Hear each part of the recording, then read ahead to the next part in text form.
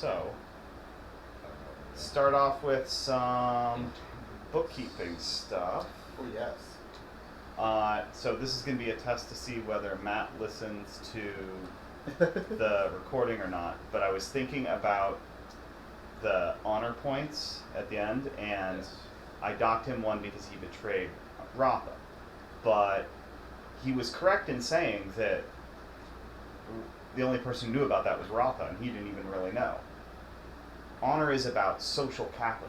Right. So And what Rotha's- you do in the dark does not affect your honor. Also, Rotha is like kind of like a bottom of the barrel scraper kind of anyway, so it's not like Yeah, if he... nor would believe him, and his... Well, he's dead, so... Well, he's dead, but I mean, like, I guess my point is saying that, like, the loss of Rotha is like, you know, one more body on top of the pile, so no one would really care. So, to your point about it being a social... Okay. Next, you both have entanglements that weren't met the last time. That's Do true. they I'd stay the say- same, right? Or do they stay the same, or are they changing every time? We could change them if you want, but if you have no objections, I say let them ride. Okay.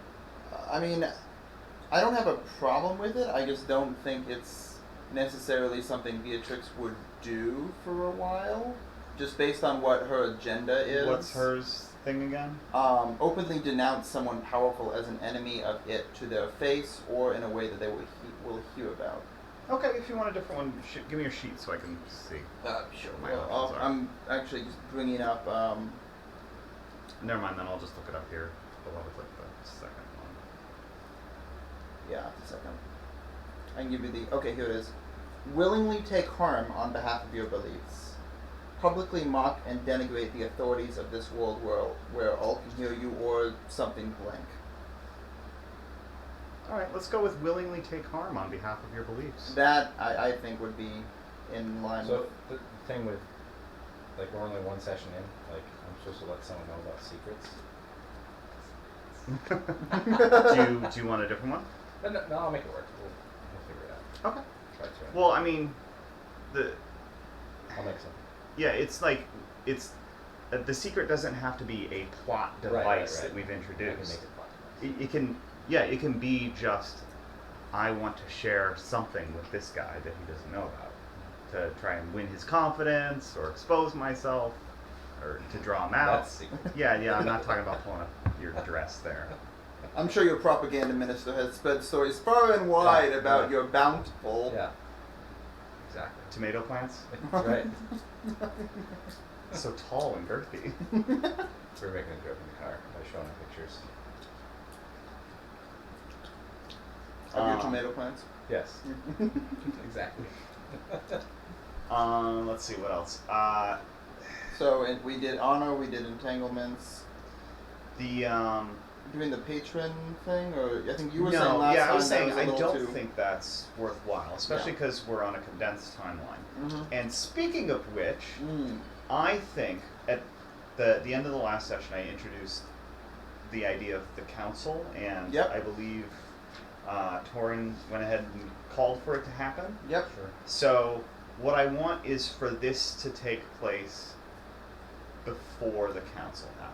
I think you said 3 days, so... Yeah, 3 days. We could retcon it to a week. That's fine, whichever. Let's just play it by ear. Like, Yeah. if we need a longer timeline for this play session tonight, we'll retcon it to a week. Okay. Actually, no, let's just do that right now. Retcon it to a week. It's gonna happen in a week. Sure. Just so there isn't some serious time pressure here. Because I only have 2 players to work with tonight because one's camping and one bailed. For reasons. I'll make it. Mike's camping, yeah. I sent that to Hmm?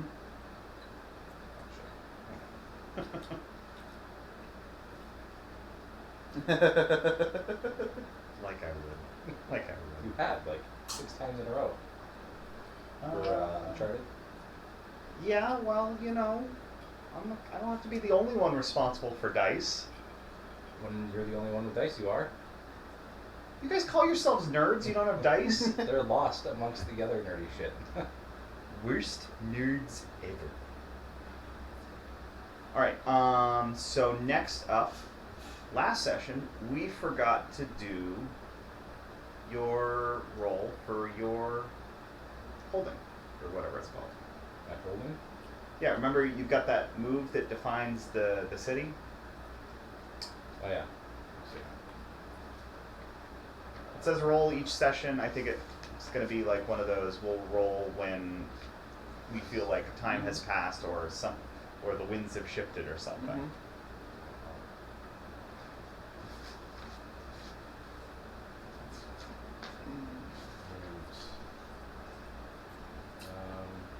At the beginning of each session, while your rule is secure, roll plus fierce. On a 10 plus, you gain all surplus bonuses selected above for the session. On a 7-9, you have the surplus. Hi, nerds. How Hi. you guys doing? You're on candid camera. Hi, nerd on camera. Well, recording. Yeah. Yeah. You're going to be on YouTube later. Oh, you actually recording? Yeah. Yeah. I record every session and put it on YouTube, so if somebody misses And I it. called you guys nerds, but you know you are. We It's We nice were to just know. calling ourselves nerds. Yeah, We were, you're yeah. nerds. I'm gonna close the door so you can be nerds. You can't. There's no air conditioning because it's in your car. You can't close the door. I can get the air conditioner. But then we'd have to stop. Yeah. Okay, I'll let you guys do your thing. We promise not to scream. You're Loud so much. going to shout because Much. you're nerds, and it's okay, but I'll shut the door. And by then it would probably be cooler. Love you. So yeah, go ahead and make that roll. Okay. I'm just reading what this. 7 and 9, you have the surplus bonuses, but the MC will choose one you want to activate on a miss. If your stat is really low. Okay. So fierce, so +2 for you. Yes. Is +2. That's another part of his propaganda. Ministers stories about his prowess. Oh, 9, 10, 11. All right. So you get the bonuses. What else does it say there? All right. There we go. So on a 10 plus, you gain all surplus bonuses selected from above for the session. So choose two. We're talking about these things, right? So surplus. My choose three. Population is large. Surplus is active. For work, add rating. Surplus +1 barter. Your army is large instead of medium. Change medium tag to large for army. +1 military. And then your population is decadent and perverse. Want. See, that's a want. No. My army is savage and perverse, decadent. But yeah, surplus, it says barter, active, and yeah. That's what it says.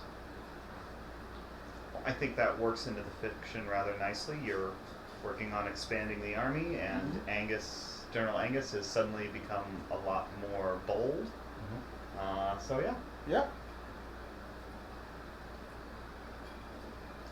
Like, is it noticeable, like, even to like Torin about Angus? I don't think he's had a significant meeting with Angus Not since yet, he no. changed. Well, you did meet him and in discussion, like when you asked him if he wanted more recruits. Yeah, just briefly. And then I think I went with him to Yeah. Yeah. warehouse, whatever. But I didn't have like any Heart to heart. You didn't have your one-on-one conversation. No reports. Yeah, it's one of those. If you read a person, yeah, you'd definitely be able to Mm-hmm. do that.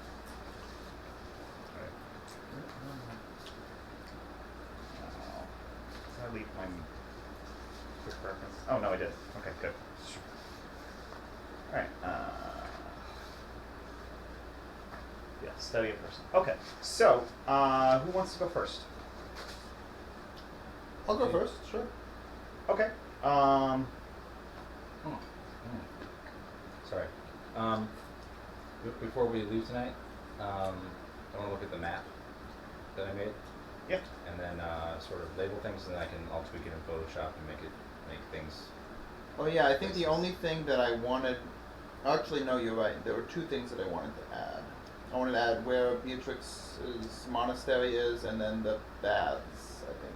I mean, it is probably easier, just in some sort of like in paint, just like and then save it as another picture. Okay. And, like right on it or whatever, and I'll just fix it. Okay. Okay.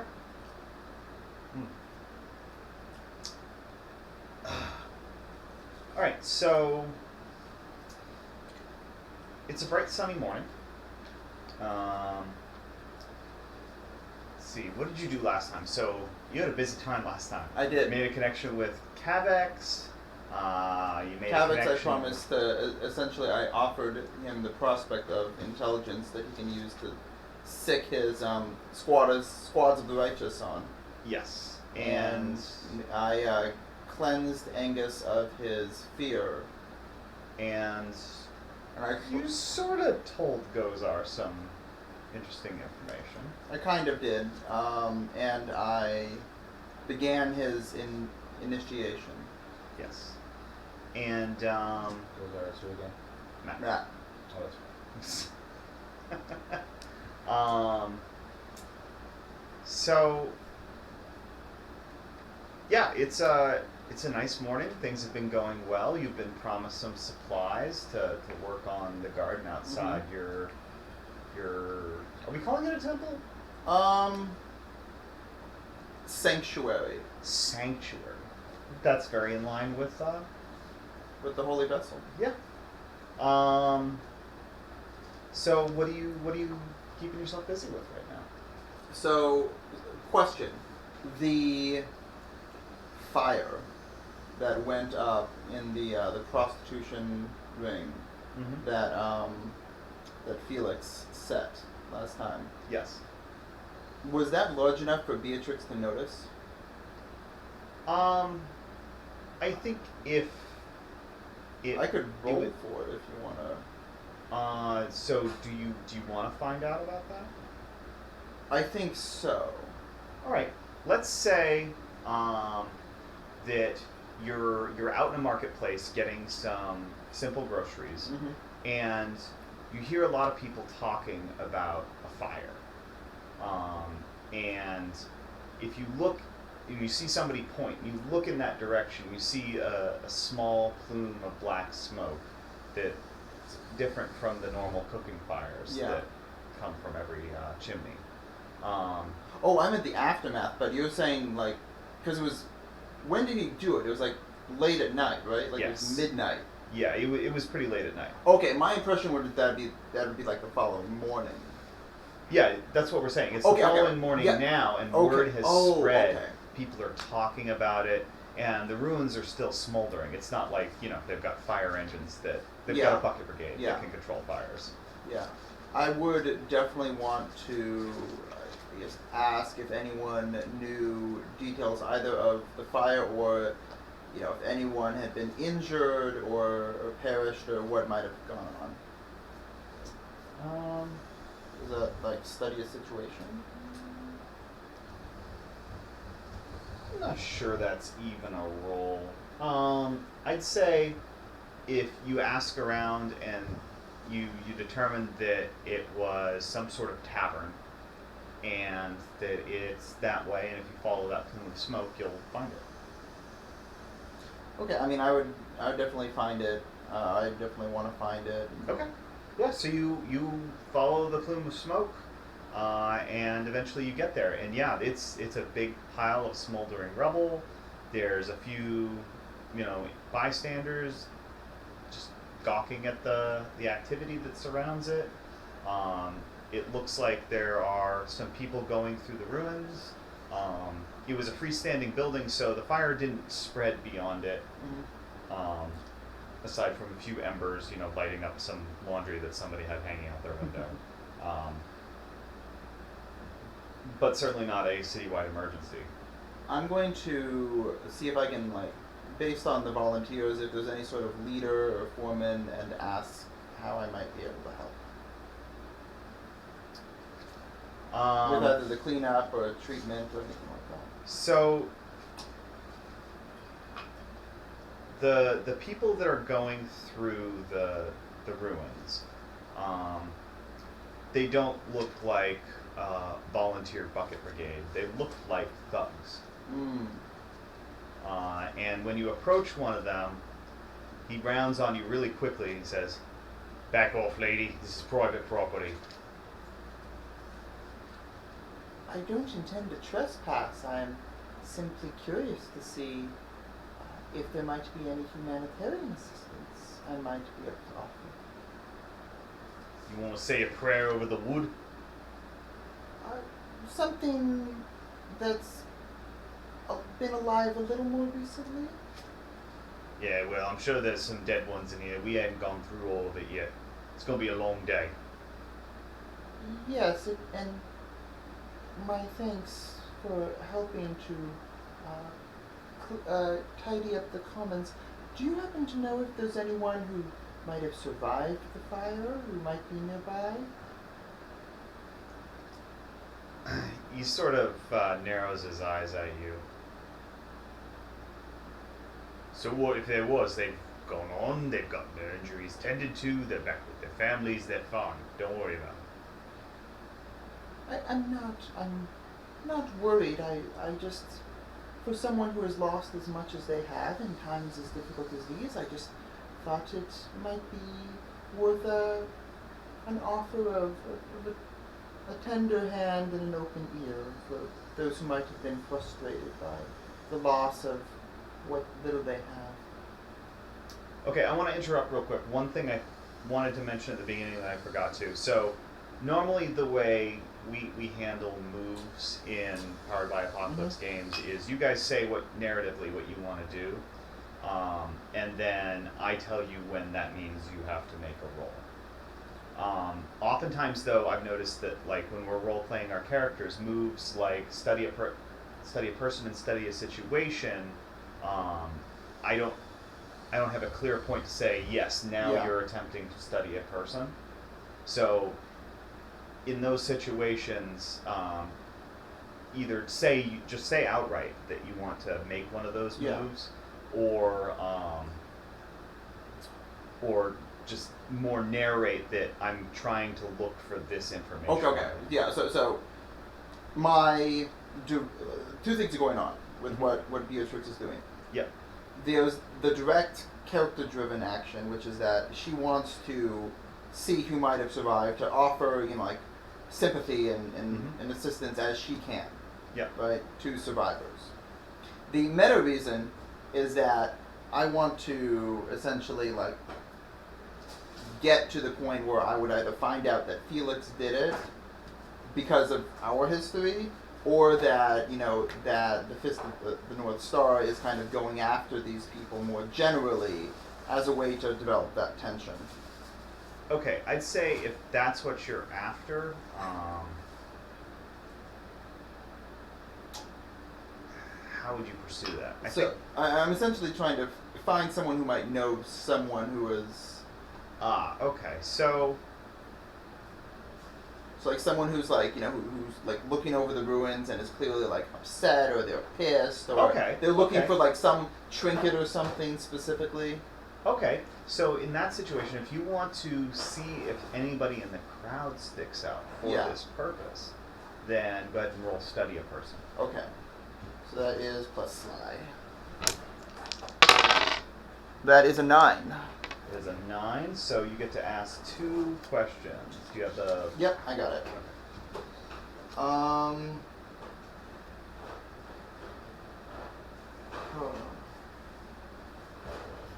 So, I guess in this case it would be,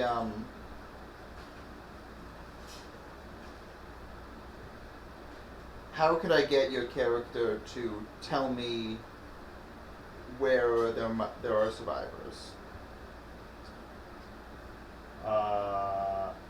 Is that... I think you're looking... Were you doing Am study I- a situation? Or I was doing person? study a person. Yeah. Oh, That's what you said, okay. right? I mean, it's the same role, Okay, so if sure, it's a situation, sure. whichever. I thought you were scanning the crowd looking Oh, for... yeah, okay, I'm sorry. I must have misheard you. So, okay, so study a situation.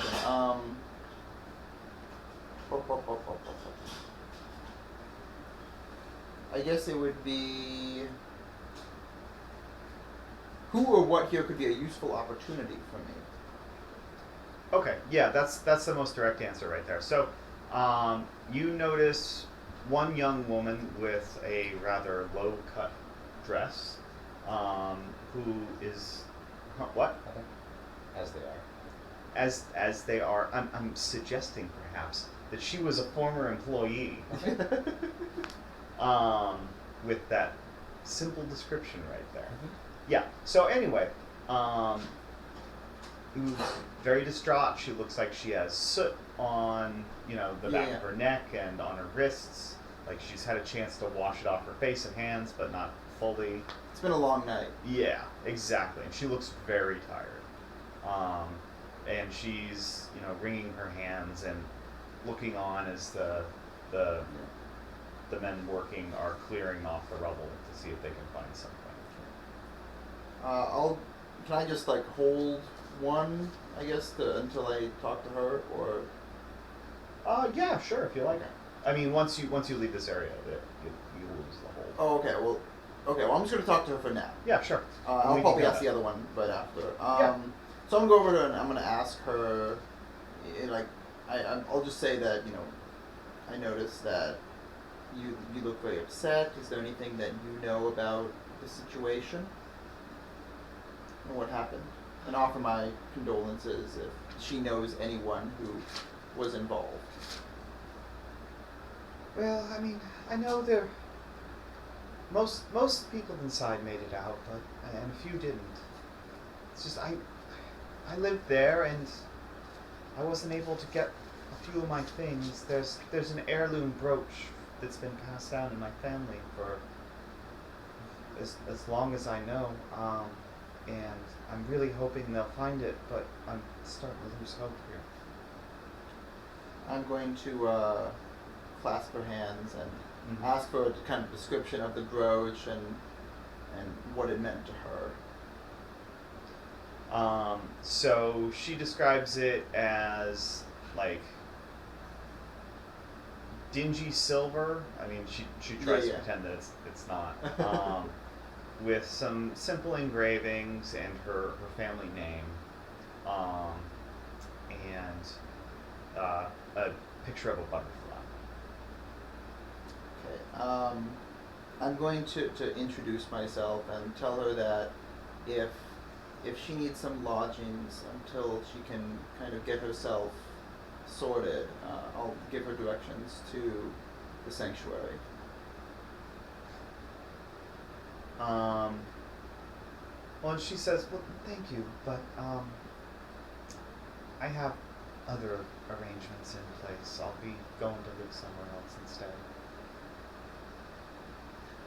I'll ask if she knows anyone who is not so fortunate. Oh, no, all the girls are similarly set up. Okay,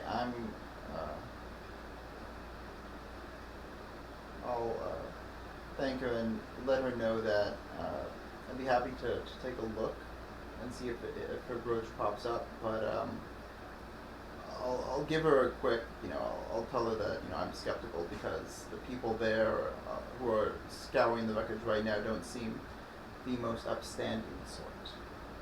She chuckled and said, well, I think you hit the nail on the head. That's why I'm hovering here watching to see if one of them, jams something in his pocket after, examining it after he pulls it off the ground. Okay, I'm gonna go back toward the rubble. Mm-hmm. And I guess this is my other one is what am I missing? So I'm looking for the brooch. What are you missing?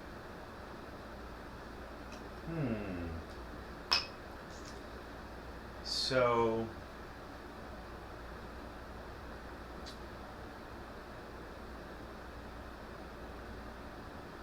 the question would be super good, when Mike asked it, but sometimes it's a real stumper.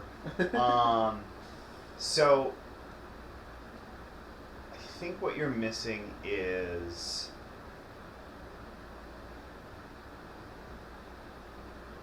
I don't want to say what happened or why, because that's kind of what you're going to find out anyway. there's something else. What do you think you're missing? Besides the exact location of the brooch. Which no, is, I'm not going to give to you. Yeah, no, because- fair enough. I think the more obvious thing that I would be missing is why the authorities aren't here. Like, this was a major fire. Either there would be, guards, or there would be, some sort of cleanup operation that would be, officially oversaw, because with all these refugees swimming in space is kind of at a premium. Mhm. So why aren't the guards here to secure and clean up this area and make it, more habitable or something like that? Yeah, I think that's a good question. And I'll answer it partially since you came up with the thing you're missing. Because the owners of the property don't want them there.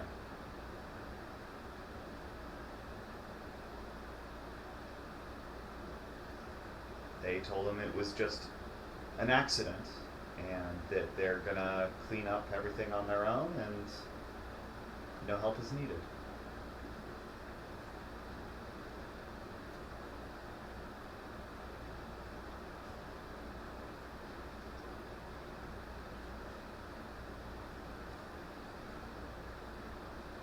So I'm going to go back to that first thug that I talked to. Mm-hmm. And I'm going to let him know that I'm looking for a brooch for someone, and that if he or another good Samaritan were to return it to me, that I would make it worth their while, far in excess of the value of the brooch. So he thinks for a second. He says, "So you describe it in Yeah. detail? All right. Where can we find you if somebody finds it?" I'll tell him the location, sanctuary. All right. Well, it's no skin off our nose. If you're gonna pay the ass for it, we'll take you up on that. If that's your preference, I have no concern about that. Yeah, You I did regret kinda walk that into word that choice. one. I regret that word. Oh my god, that's hilarious. I assume he would just be just as gobsmacked in this one. Yeah. Sure. All right. Is there anything else you want to do? Okay. I think the thug introduces himself. He says his name is Ivor. Ivor? Ivor. Iver or Iver? Iver.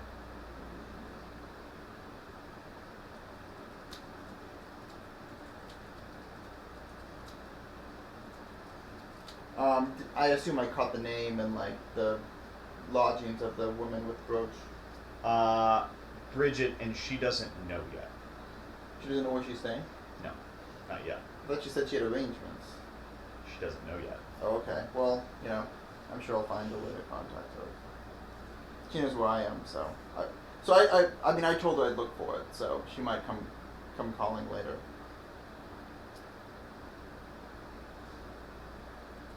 All right. And did you have anything else you wanted to do here, or were you gonna head out? I think I'd head out from here. All right. Well, let's end this scene and let's go to Torin. So yesterday you had you dealt with the warehouse situation. You've gotten a bunch of fresh recruits for the army. And you've sort of sidelined your cousin in the middle of his pet project. Yes. So this morning is bright and sunny. What are you doing with yourself? I think so his whole thing is the blight and his encroachment on the city, because there's no way out, right? That weighs heavy on his mind. Mm-hmm. He's going to take a party and go himself and take a look. Okay. Do you want General Angus to come, or you want to just take a few of your? I Do I assume know- you have some personal guards. I'm pretty sure I know his schedule. Is he available for that, or is he? General Angus is available whenever you want him to be available. Well, this is true. Yeah, sure, I'll take him along. Okay.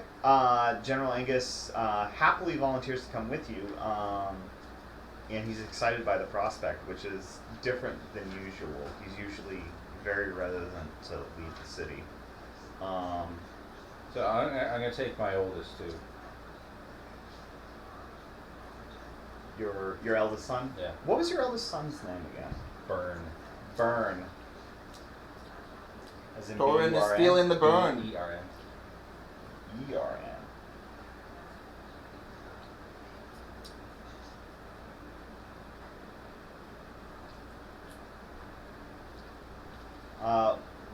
What's his reaction to you telling him that he's joining you in a excursion out to the Blight?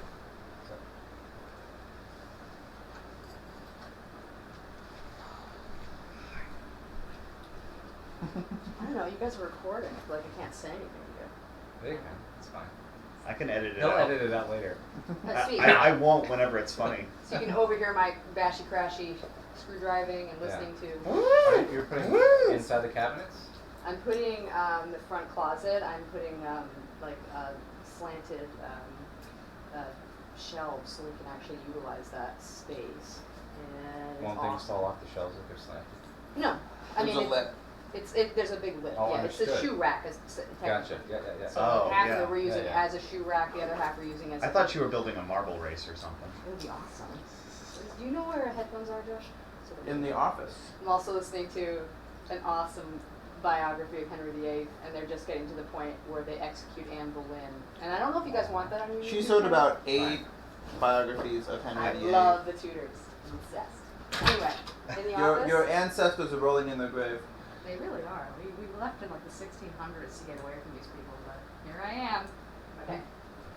Have fun. All right. So yeah, Question? what's Burns' reaction to being told that you're taking him out to the Blight? Oh, he's a little shit. His face goes. Oh yeah. So he's sort of a panty waist. Oh yeah. Yeah. Father, I don't want to go. Get your shit on. Let's go. But the armor's so heavy.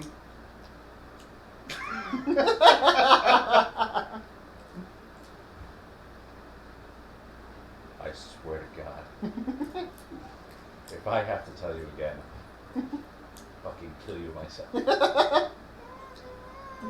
Move!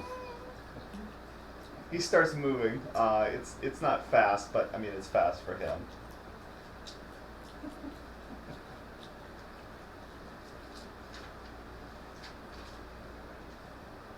And Byrne is played by the prince from that one scene in Monty Python with Lancelot. Oh yeah.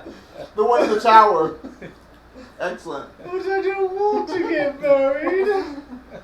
I just want to sing. All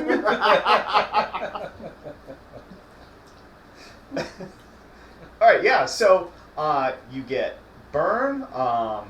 A couple guys have to help him onto his horse with his armor that he can barely move around in. Angus is raring to go, and he's assembled 30 of his best men to escort you.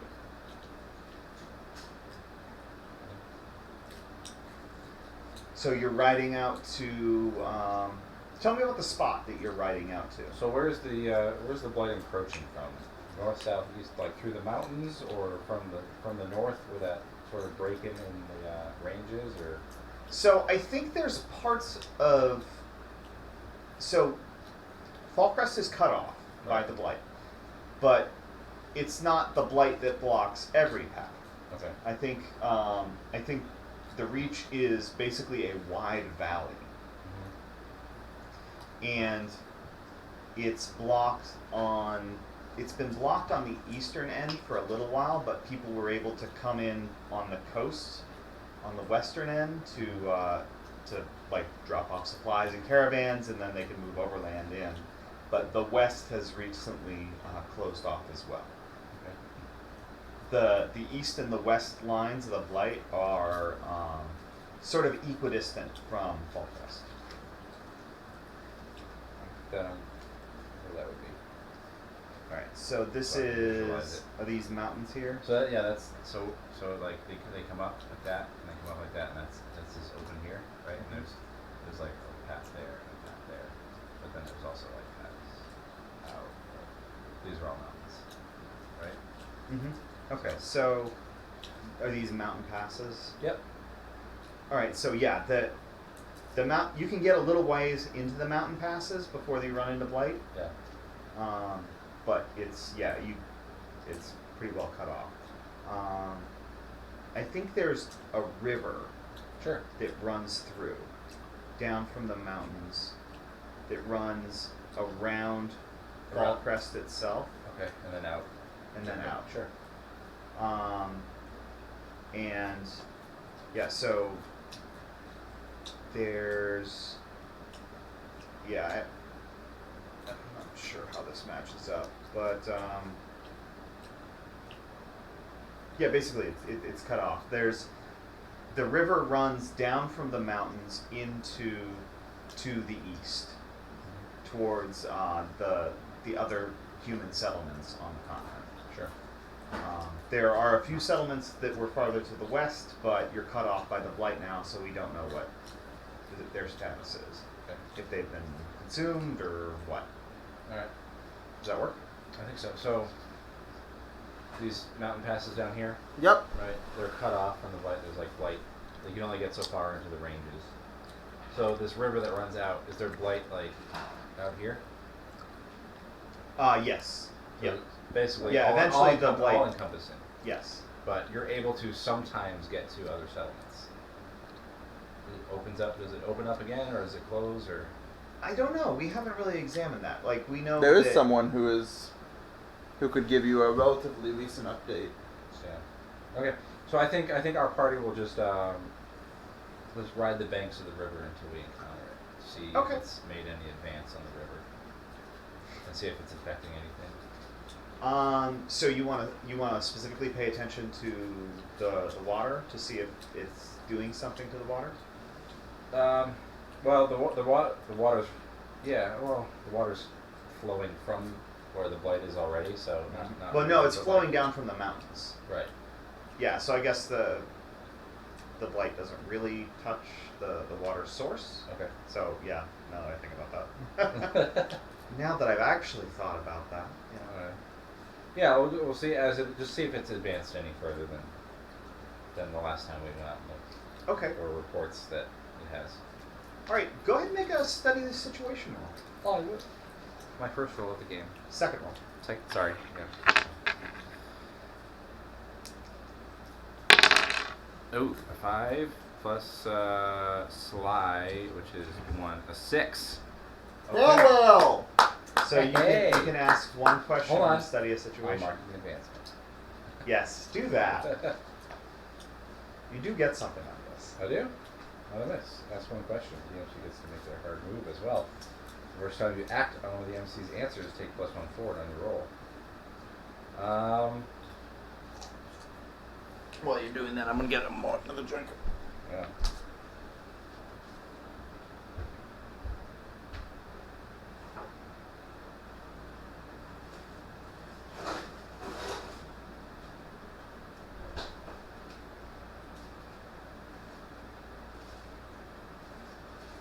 So I think, as we're riding up the bank,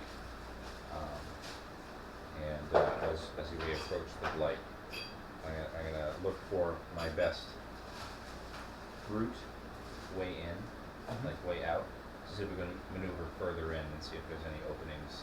Oh, so you want to see if you're able to probe into the Blight itself. Yeah, into the to see. So like, I imagine like it's like separately from that, right? But like if it's like advanced like here, but not so much here or here, you know what I mean? To see Okay, to see if there's sort of sort of salience. a pathway in between that can lead me to where I know a settlement is. You know what I mean? Okay.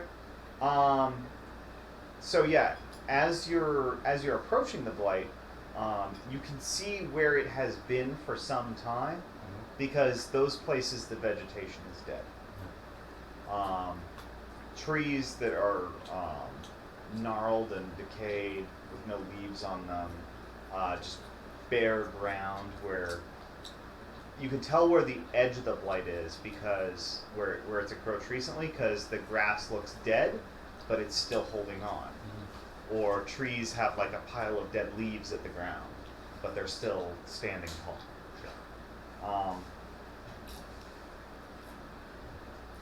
Using these visual cues, you can basically tell where the border is approximately.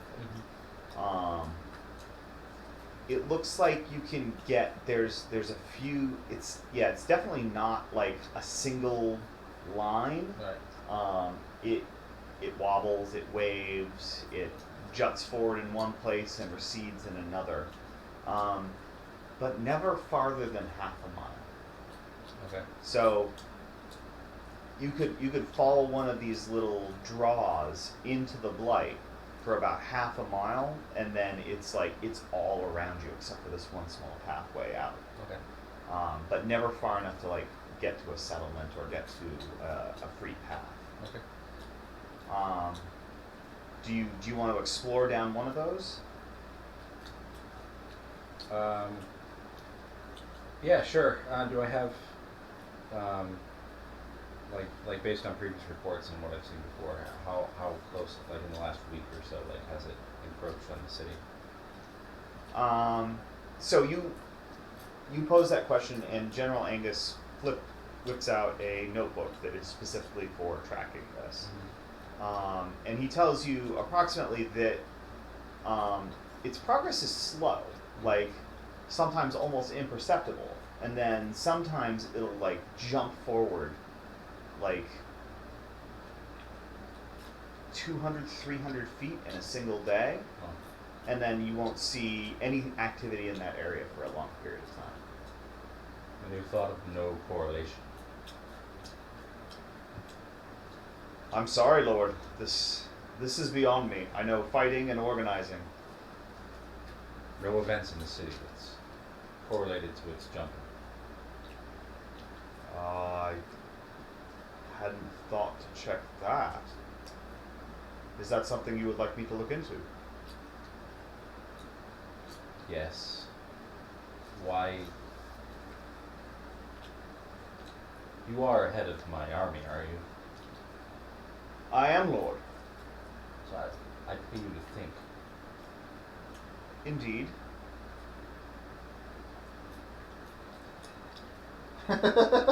He's a little put off. Why are you so happy? I'm just happy to be out getting some fresh air, Lord. Yes, surrounded by this death. Quite charming. Well, obviously it's not ideal, but at the same time it might be a great example, a great opportunity to test ourselves against the Reavers if they should show up. Correct. Because my son will surely take a sword in hand and lead the charge. Well, no, I would not expect that of him just yet, but now we have the opportunity to show him how it's done, Lord. Especially under your tutelage. Yes, he has been neglecting his lessons. Anyway, let's press on and see how far we get. All right, so as you press on, you press into this draw, and you hear a whistle from one of the riders on your left flank. Okay. And then not 30 seconds later, you hear a whistle from one of the riders on your right flank, signaling that they've spotted movement.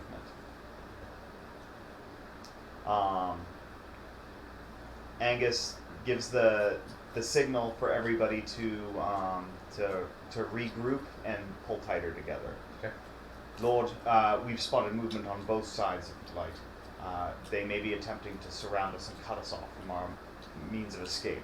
I suggest we retreat. Sounds good to me. Draw your weapons and charge back. Angus shouts out the orders, and as he does so, a group of probably 20 or 30 Reavers charges in from the left, and another 20 or 30 charges in from the right. So, what are your orders?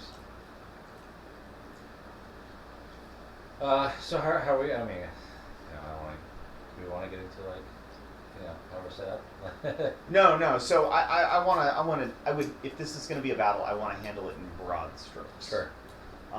So like, just you've got a group coming from the left, you've got a group coming from the right. They're moving to cut you off. They've both passed the boundary of the blight in order to move in on you. So, how you want to? What was that last? They cut off the boundary of the blight. They're moving to They're cut you. moving. Okay, I gotcha.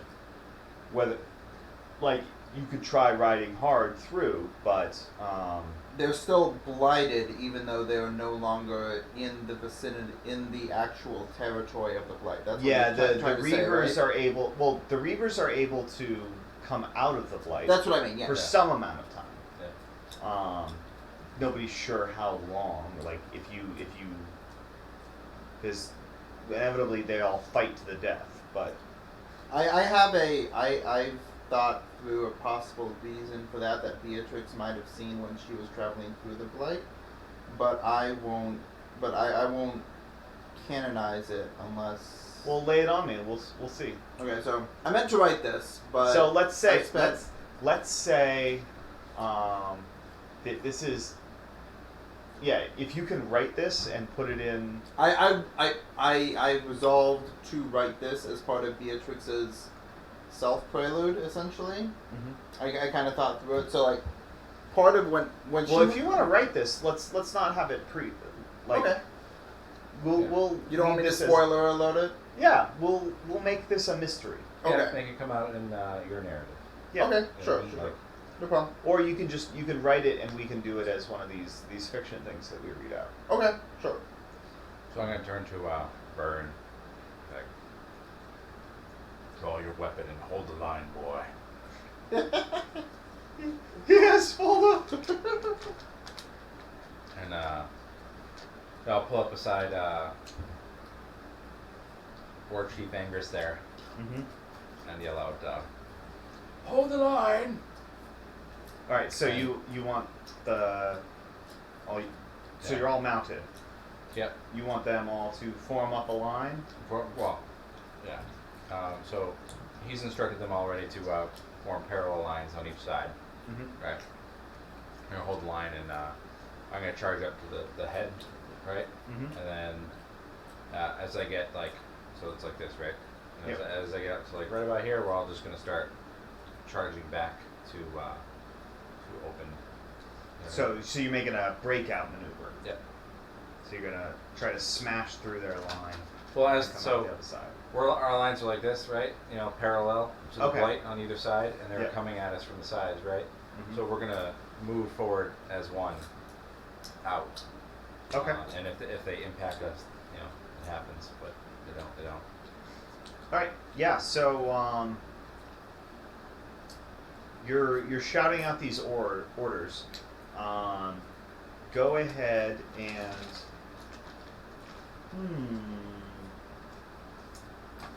I don't think I want to use a move for this. I think I just want you to roll plus fears to see how well you're able to shout these troops into position. Sure.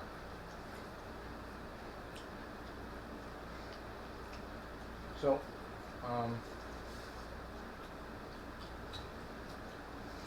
where are the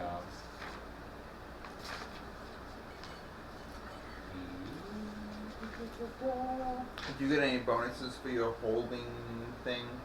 The holding roll that you had at the beginning of the session? Say again? You did a good holding roll and you got Yeah, no, surplus. I was, and wasn't one of those your army is larger? One of those was. So my army is already a pack of rabid dogs, and decadent reverse. But Charming.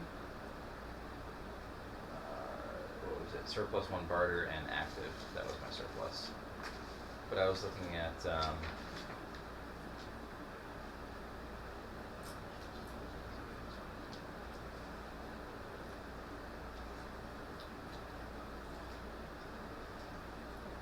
so this is plus fierce, right? Mm-hmm. Can I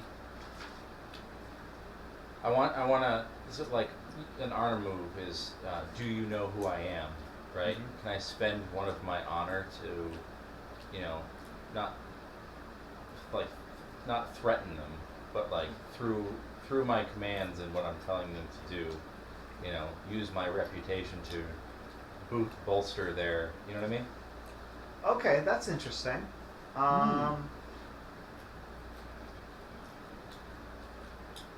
So you wanna give him a quick speech to try and whip him into shape? Death. Yeah, sure. I don't know.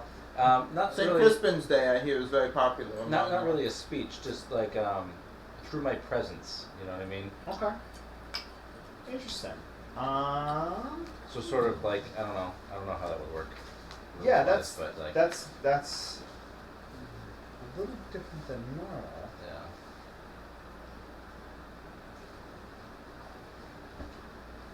Spend 1 honor to have someone you meet or recently have heard something impressed about you going forward on your next threatening force. I guess that wouldn't really work. Yeah. Well, you could remind them of battles gone by and Yeah. tell them all about, like, well, I did this when I was facing insurmountable odds, yada yada yada. Someone you met and have recently heard something impressive about you. They already know everything. I'd say your force of personality is what contributes to Yeah. your fierce stat. Yeah. So yeah. I'd Yeah, say- let's do plus force, that's fine. Yeah. That's plus 2. So Roll that shit. oh no. Oh no! Oh no. That one die is cocked. Oh, okay. Oh, thanks. you kind. It's gonna be a 1. The dice are ones. 7, 8. Okay. So Saved by the cord. you you shout them into position. These 2 parallel lines that are meant to protect you, Angus, and Burn. No, burn is on the line. Oh, you put him on the line. Cool. Yeah. Okay. Okay. It's a good thing you didn't fail. Or maybe it isn't. So The little shit wants to be king one day. He needs to learn. you're charging forward, and you're making good progress, but as you watch them get closer and closer, you see that the 2 charging forces on each side are going to make contact with the rear half of each column. Mhm. And Burn is going to be in part of one of the columns that's going to be contacted there. Okay. So what do you want to do about that? Do you want to change course, or you just want to roll through? We're gonna. So these two reaver forces are gonna basically pinch the rear of our line, right? Yeah. But they're gonna come together, Yes. right? Yes. So I'm going to. I've known Angus a long time, right? So sort of through, a nod of the head, I'm gonna say we're gonna keep charging forward, right? And and let those 2 forces come together. Watch the block. And let them come together, right? Yep. And being 10 of the best that we have, they'll take out a good chunk. Mm-hmm. So we're gonna keep going to allow that mass of people come together. So But then you- we're gonna turn around and make a 180 and charge. Okay, so you're using the rear part of the line that comes into contact with them to pin them in place so Yeah. that you can split into 2 charges that then obliterate Yeah. hopefully obliterate. Hopefully we'll come through and yeah. Sure, yeah. Angus nods in understanding of your plan, and he says that he just, with a quick motion, he communicates to you that he'll take command of the right-hand column, which Byrne wasn't in, and you'll take control of the left-hand column Sure. and lead them on the charge back to rescue Byrne and the other men. So, yeah, they come in contact. A couple of your men fall, but they're very resilient fighters, so they get knocked off their horses and they get up and they keep fighting. But it's a little dicey looking, and Byrne is way the fuck out of his element. Nice. So am I in the fray now, or? So you're wheeling back Okay. to charge the segment that had Byrne in it. So I assume you motion your men into a cavalry wedge, ready to just lay into them. Yep. All right, so you're bearing down on them, and as you're about to cut in, let's make an engage in combat roll. Woo! That's gonna be plus fierce again. Yes. For Theolinga. Your name should have been Sasha. Hmm? Sasha Fierce. 7, 8, 9. Okay, so on a 9 with engage in combat, you choose one of the following: attack with vigor, +1 harm; parry their blows, -1 harm; you battle aggressively, inflict 2 harm, but take an additional 1 harm yourself; fight defensively, you inflict -1 harm, but take an additional 2 harm yourself. We battle aggressively. Okay. Yeah, so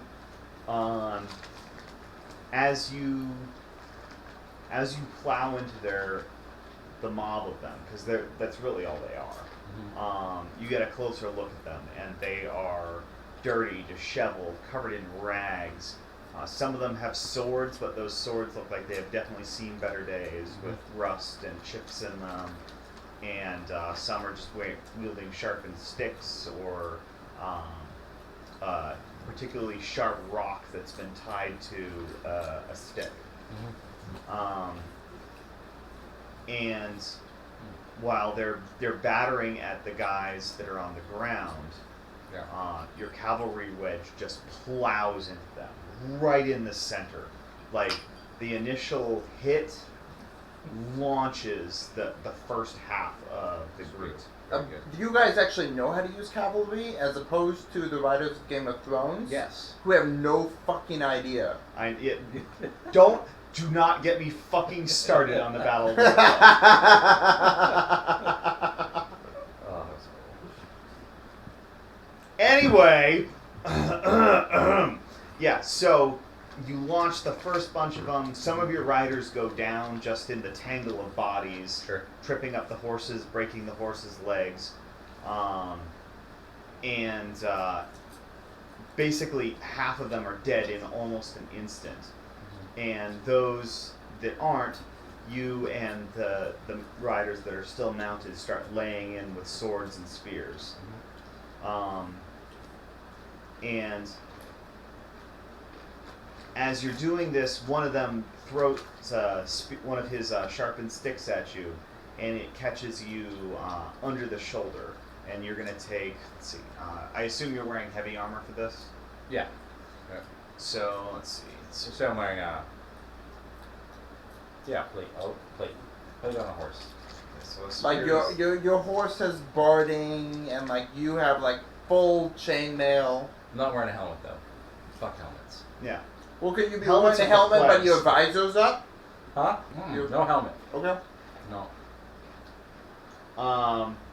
So harm 2 +1, so you're going to take 1 harm from that hit.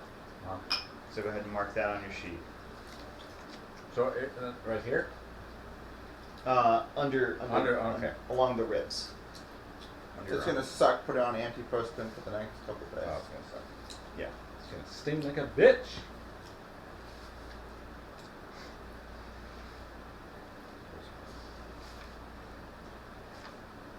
Where's the fingers? Where's the fingers?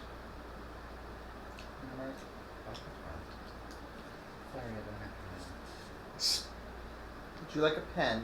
No, I have a pen. Where are my fingers? There are the fingers. Cut a finger off. Cut a finger off. It's gonna be the pinky.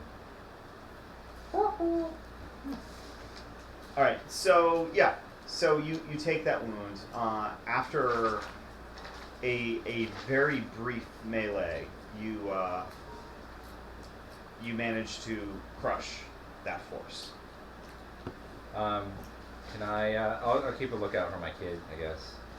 So you look over to Burn, and I kind of want to roll to see how well Burn did. Okay. Yeah, please. Just said 2d6. I'm just gonna roll 1d6. I got 3 states in mind. Sure enough. Uh-oh. All right. So It's not too bad. no. So Burn was knocked off his horse. He in broke the a nail. In the initial charge. He fell, and then he got smashed in the face with one of these clubs. He was wearing a helmet, but it's got it's not a full face helmet, so he's got a lot of blood on his face. You don't even know how bad it is. But he managed to get up and kill a couple of the Reavers with his sword. No shit. No shit. Like, panic swings, but, he's got a really good sword against... He's got a really good sense of self-preservation. Yes, that's it. Like, that's it. That's it right there. Like, in the moment... When he his life is found on his the line. strength, yes.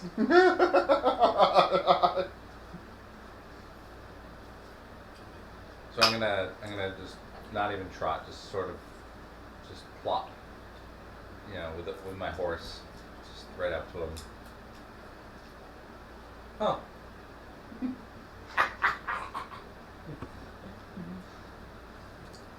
Did I do well, Father? Well, you certainly look better. Thank you, I guess. I'm gonna go find my horse. It's, you're standing on it. Can someone give me a ride? He's gonna turn around and go talk to Angus. He orders one of the guards to help him up. Okay. I'm gonna talk to. That's the most I've seen it once. How about you?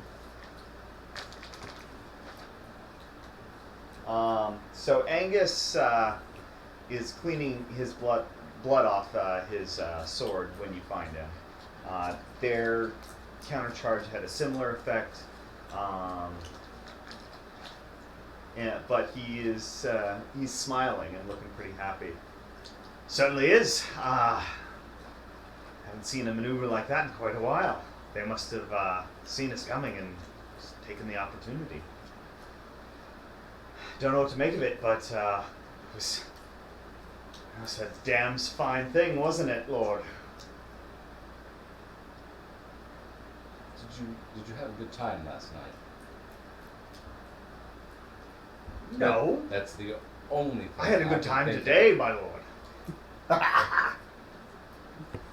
Right. Why were there so many? There's nothing near here. I don't know, Lord. Could be random, could be they were planning something. Well, let's head back to the keep and take care of the wounded. Absolutely. So all in all, you lost 3 men dead, and you lost 7 horses. So a bunch of the guys are going back riding bitch. I don't know what that's called, riding bitch on a horse. I don't know if there's a term for that. Riding mare? No. Tail duty. Tail duty, yeah. So yeah, you guys head back to the castle, and You know what? I everybody- listened to 25 hours worth of lectures on the people of the steppe, like the Mongols. Yeah. Never came up What? what it was like riding bitch on a horse. Well, the Mongols thing was they had so many remounts, nobody ever had to ride bitch. Yeah, and they fed on the fermented milk of their own horses, so. They had lots of I like the horses. description of the piles of enemies. Oh, with yeah. Planks on top of them to Mhm. eat their victory meal on top. Yeah. That's great. Imagine like a little tea party, you know, with Yeah. like crumpets and. Oh, that one's still alive. We're terrible people. Yeah, they were pretty fucking awful. Alright, so let's call that scene done and then we'll take a quick break because I want some more water. I am fucking thirsty as shit. Yep. Alright, so thanks, Frog. Alright, Frog, you're up. What are you Maybe I doing should today? close the windows.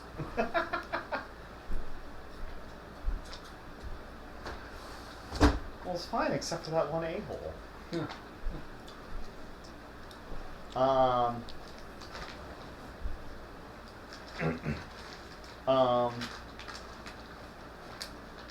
Beatrix.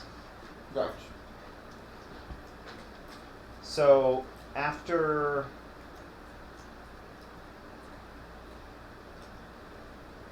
going to the wreckage of the Mhm. building, you don't necessarily know it was a brothel. Right. I don't. No. You head back to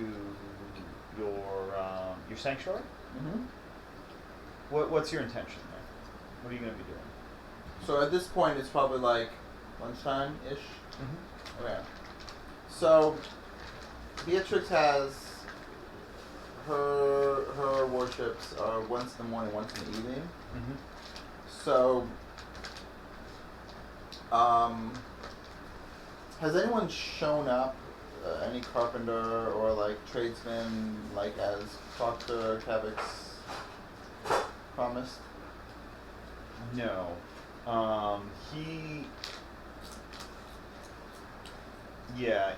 was a little cagey about actually sending somebody. I think he wanted that to be quid pro quo. Quid pro quo. Fair enough. Yeah. So Quid pro quo. that's fine. I mean, Beatrix isn't gonna hold it against him. She knows that we're the squires. Yeah. So I think that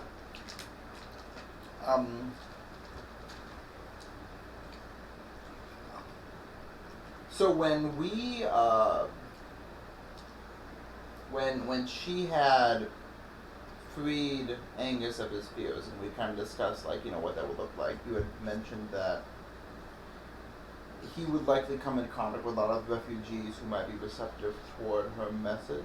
Yes, I gave last session a re-listen, which is the best reason to record sessions, because like if you miss something, Yep. it's great to be able to do that.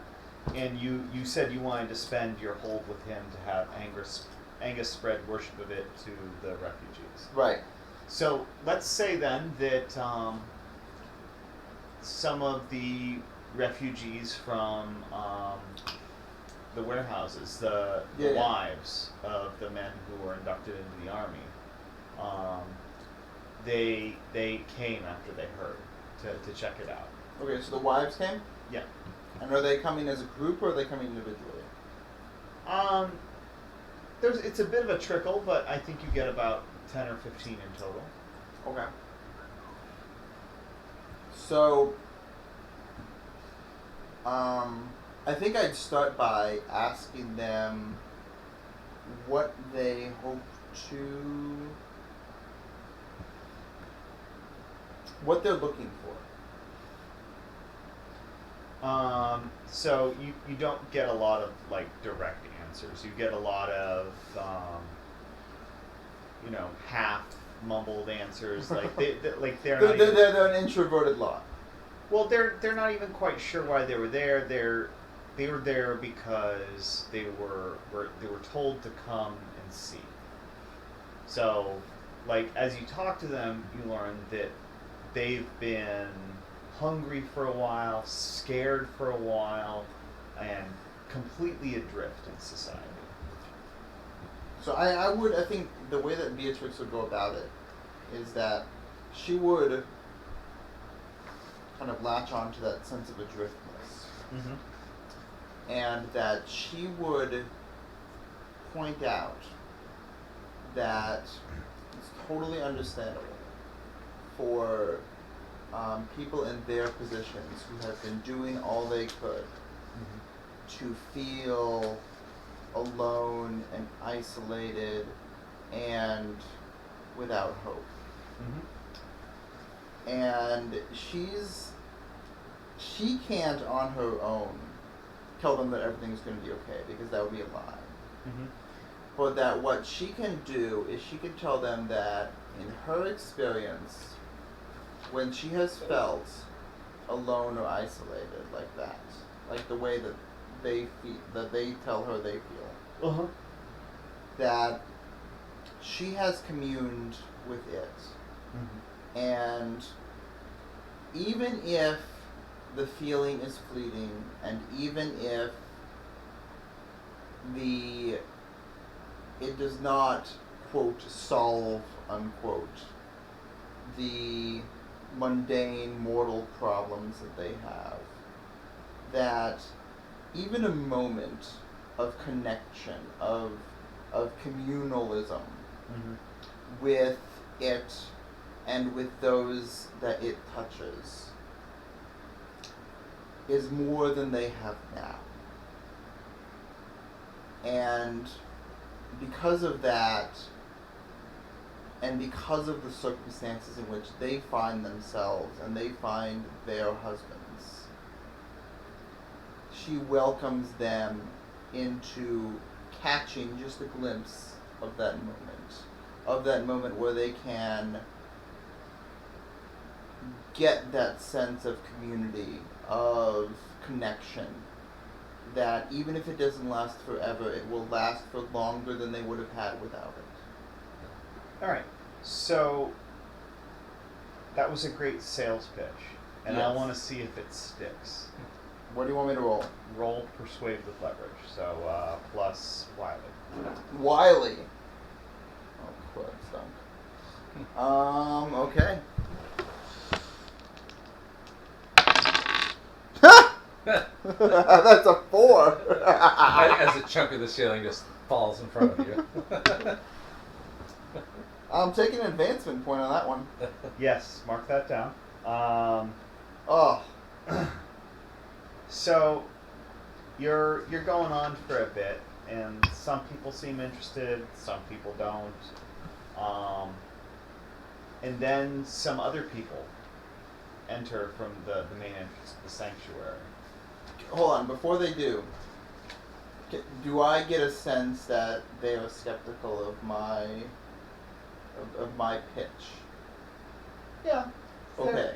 It seems like a lot of platitudes, and they've been given a lot of platitudes. Okay. Like, oh, somebody will help you, somebody Yeah. will take care of you. Can I, and you feel free to overrule this if it's, before the move you're about to take.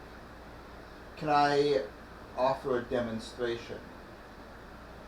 I'd say those other people show up before you are ready to do that. Go ahead. So it's a group of about 10 strapping young men, Oh. one of which you think you recognize from the ruins of that building, Mm-hmm.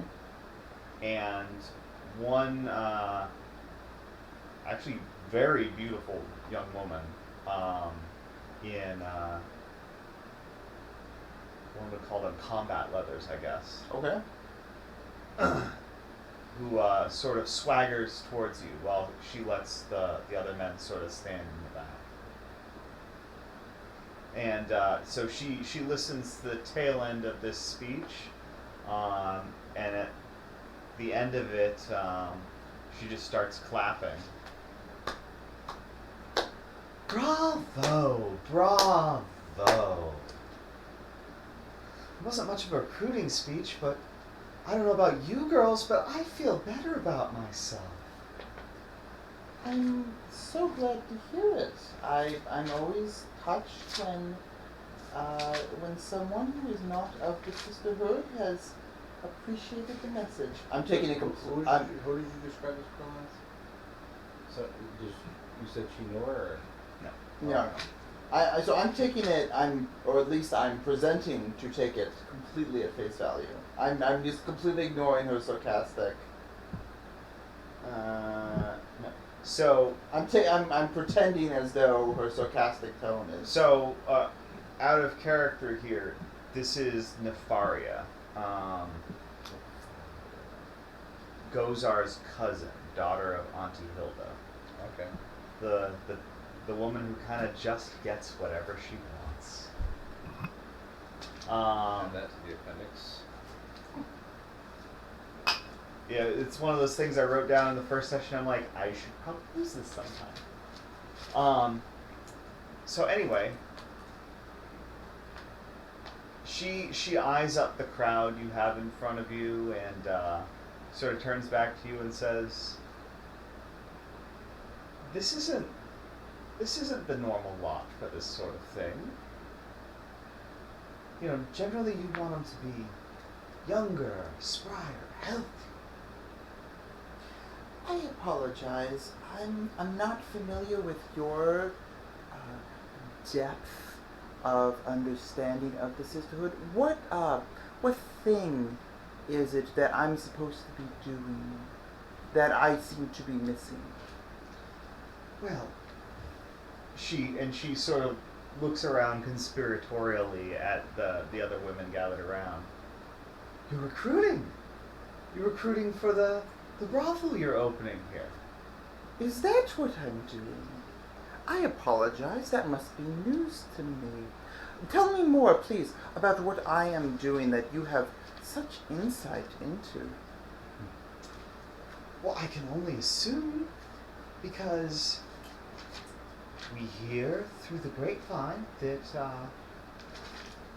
men go in the back and they come out much happier, and then you show up to the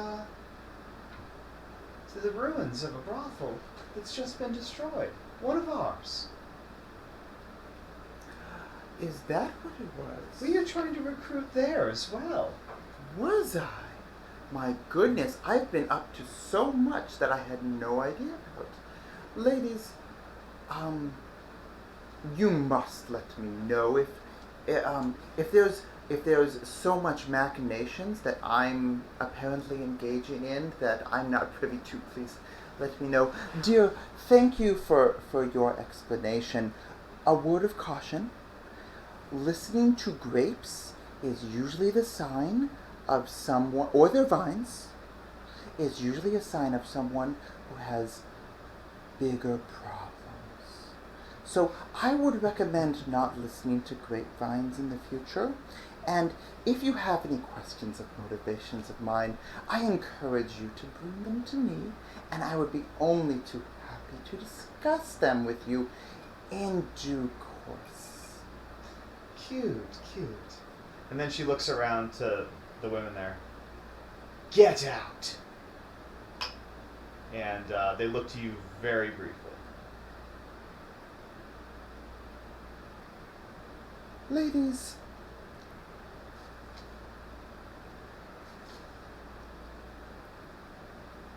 I offer you the possibility of something you haven't had and something that you need more than you've had. What has happened to your husbands? I can't promise you salvation.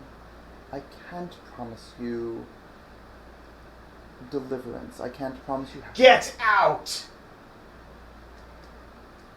She says again, and they start to scurry off. I'll let them go. Alright. And when we're, quote, alone, I guess, with the strapping young men and the woman, I'll just maintain the same level of serenity in my countenance. And ask her what else she's heard about me through this very chatty grapevine. Enough to know that we need to come here to send you a message. Stop interfering with our business. Shut down any operations you have, because we don't like competition. Competition, I'm going to be honest, it doesn't fare well. It goes very badly. And what business is that? Because you have such insight into apparently what I am doing. I'd like to know. Sex for money. Oh. Oh, I have some terrible news for you, my dear. That's not my business. No, Pray tell. I'm not even. Pray tell, what is your business then? My business is spreading the greater good of it. That is not the information I've been given, so I'm Oh, disinclined that's to believe you. terrible.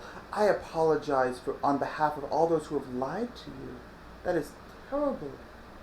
I am so sorry that you have been wronged by those whom apparently you have trusted. That must be heart-wrenching. You're right. It does wound me to my core. I feel so upset. And my friends over here, they feel very upset too. Boys, don't you feel upset? And they sort of start, chuckling and laughing with little, yeah. I understand. Why don't you take your feelings out? Express yourselves. And so the sanctuary's pretty modest, but they start breaking shit. Okay. She's not going to apparently react to the destruction of what little work she's been able to accomplish. She's going to focus on the woman who's apparently their leader. And she's going to kind of take a few steps toward her. It says, "You seem to have been wronged by those whom you have trusted, and I can't do anything about that. But I can introduce you to someone whom will never lie to you, if you let them." She rolls her eyes and cocks back her fist, like she's gonna hit you. What do you do? I will open my arms. She's gonna punch you in the mouth, and then as you step back, she's gonna rush forward, punch you right in the gut to double you over, and then she's gonna grab you by the ears and pull your head down into her knee, and then throw you on the ground. Okay. Take 2 harm. Okay. I've taken harm on behalf of my beliefs.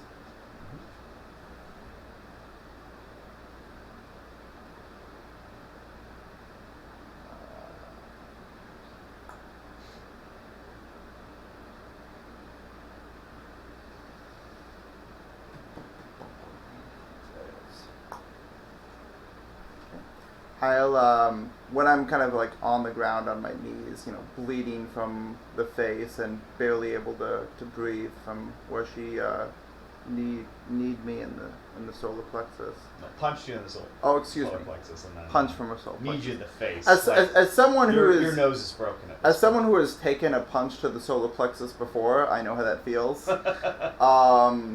So she would, it would be almost impossible for her to like breathe. Yeah. But she would just kind of smile through her bloody mouth and say kind of, if what you feel is what you need from your sense of betrayal, then let it welcome your frustration for what it is, as a mortal experience. So she's just gonna shake her head. Lady, what are you on?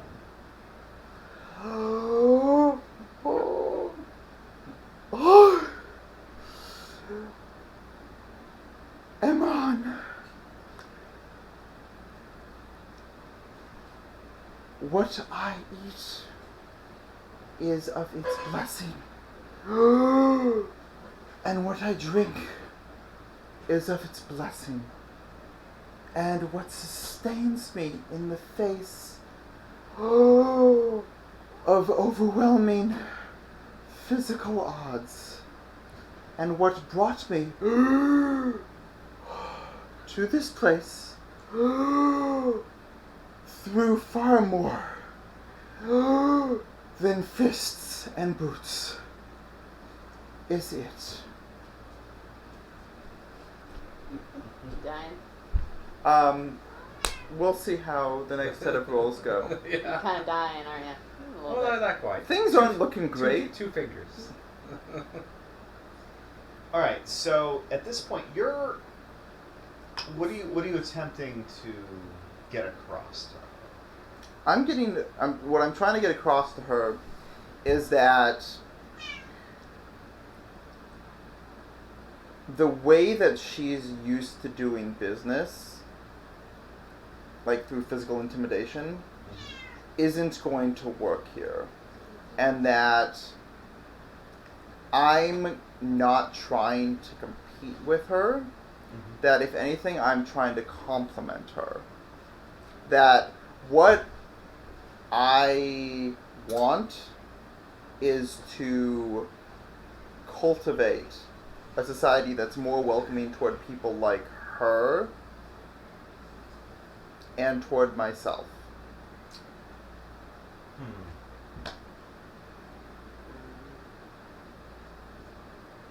I'm a religious cultist, by the way, and it's a sex cult.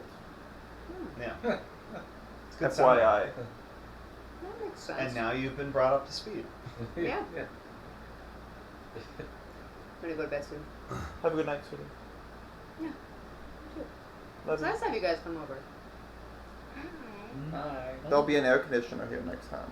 Yeah. It's not too bad. It's fine. We might come over and swim. Yes. Well, I don't know. We're all sick. Matt has a pink Alright. eye. Matt just has pink eye. We're all sick and have fevers right now. Oh. Well, they don't have to come out to their own pool. We're going to come over and swim. They can't come. How's everything going out? 01523. Same. Have to mow the front yard. Other than that, same. We I was literally gonna mowed mow half today, the lawn. and then it started raining. I was like, "Oh no!" That I was my can't excuse mow. too. Josh was mowing, and then he stopped, and he came in. So it's like this. It was more important to me to clean out the spring crops of the You garden don't have boxes. to defend yourself. You could also just say I didn't feel like finishing, and I'm going to go inside. Because, you know, it's your house. You can do whatever you want. Hey, Laura. That's true too. Hey, Laura, What? you want to see my tomato plants? Yeah. Okay, this is an R-rated post. No, I'm just kidding. The tomato plants? We've The been using euphemism? tomato plants as a euphemism. Comparing Wow. sizes. I like that little garden you That made was, back there. so next year I'm going to do one that's perpendicular to those two. You know what That's it like 10 reminds feet me long. of, Chris? It reminds me of your dad's garden. I remember he had this little side garden on the side of his Oh, house. yeah. It's exactly the same. I love it. Cool. Green thumb. I think you got it. So when Dave asked you the size of your army, I was going to send him this picture. Mwah. Love you. I love you too. Oh yeah. Yeah. No, just like You've done Maybe great. I have I total. want I you got like put this below five the I deck need to get a for future YT. trucking. Bring the blue couch in here. yeah, Put yeah, that'd be those good. two in the Yeah. front or chuck I'm them. gonna do that. And put the blue chairs We'll, in. think we that's can coming address for it Rollins on in the next our wave. days off Nice. in terms of like selling. Maybe. I have to check. I don't know. That's what I get about to. The front room needs But to be defined. And I right have now it has never I been have my defined. list It's ready. starting to piss me. Oh yeah. Yeah, yeah. But hey, at least the front pantry is like organized now. I think they came out with the new B-wing that's got like multiple like articulation Pantry points. tomorrow, Oh, nice. guys. Like you can We're flip the gonna wings put up and down and it stand mixer in rotates. there. Oh, We're that's gonna put Vitamix Because in the there. whole idea That's is awesome. We're gonna that, put all our that heavy the cockpit in can there. stay That sounds steady wonderful. while the Yeah, entire yeah, thing yeah. rotates. So it actually does that. That's cool. Yeah. You kicking me out? Yes. Well, you can play Laura. Hell no. Why not? It's just like, I don't know, I've just never been into it. Sorry, guys. It's Laura different. is more interested in It's listening to different. her 18th This- biography of Laura, Henry VIII. this isn't. You can be Henry VIII. You don't need. Henry This VIII. isn't. No, Actually, you I can't hate because Henry you're VIII. the crown. Henry It's VIII true. is an absolute I'm the tyrant. crown. But I love But the you the can be a history of tyrant. it. Anyway, this isn't. Chris is Pathfinder. only a little bit of a tyrant. This isn't Pathfinder. It's completely different. It's very easy. It's You all only narrative. roll 2d6. It's very different, Laura. It's telling a Yeah. story, and the dice are like a second thought. Don't believe me? Check out my shitty YouTube channel. I will. Yeah. What is your shitty YouTube channel? Ouroboros Omega. Roboros Omega? Yeah. Yes. We can send it to you. Nice. Don't I listen. love shitty YouTube It's embarrassing. It's only embarrassing if you let it. That's true. Did you listen to Alright. the? Hey, High Hike? some random person liked one of the posts. Yeah. The yeah, Session Zero thing, and he subscribed. That's What? wonderful. Yeah, I know. Crazy. We have a You have literally one follower. Well, I I- assume some. I've I got like follow 8 too. subscribers, and I assume some of them are these people. Yeah. Love you. Do you like the LED lights? They just say that LEDs are making things gorgeous. You're saying We that didn't to have a this when we person were who kids. can't stand LEDs. No, but like that kind of LED is really cool. Yeah, that's fine. It's freaking That's very awesome. low. Yeah. Anyway. Love you. Love you too. Why are you kicking me out of my own house? I'm Because we're smothering you. recording. Yeah, but can you edit it? I And still, now I have to edit. I'm not kicking you out of No, the no, house. because- I'm kicking you to a different section. I of the need to house. do a thing. Okay, I'll let you do This is something. still Josh's. I'm in the middle of being assaulted by Oh a yeah, mob. you're choking. Okay, I'll let you continue dying. I've been punched in the solar plexus. Love you. All right. Yeah. I So remember the sensation very clearly. yeah. So your nose is broken. You're sucking wind. Yep. Your place is being wrecked. Yep. And I'm woman's trying. standing over you, Yep. and you're trying to convince her. What do you like? If she could do what you wanted to do, what would that be? If she could do what I wanted her to do.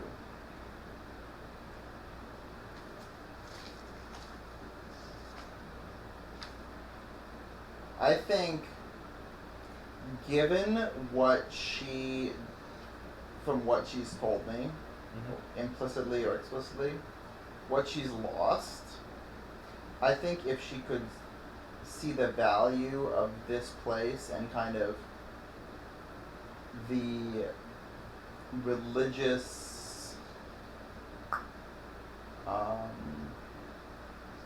value and kind of legitimacy that this place confers as a way to complement what she wants to do, or like what her realm of business is, then she would, like, what I'm looking for is essentially like her to realize that we're not actually competitors. Okay.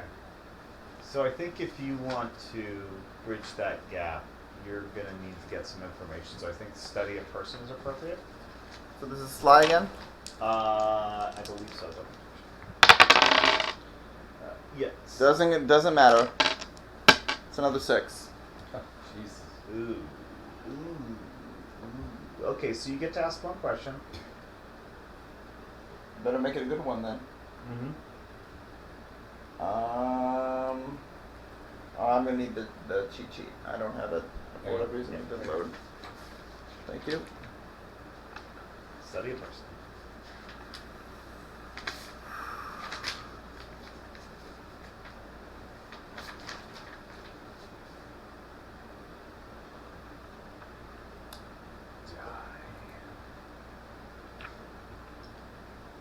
How could I get your character to consider this and me as a potential new base of operations.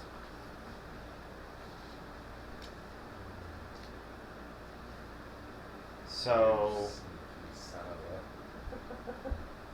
I've got plans. Yeah. so I'm not gonna let some, like, beat down, like, get in the way of it. Can you play my hand? So she doesn't want anything that she can't control completely. So that's gonna be difficult. Like the things she the things she has have no autonomy. So you want to be a part of her organization, you lose control of everything.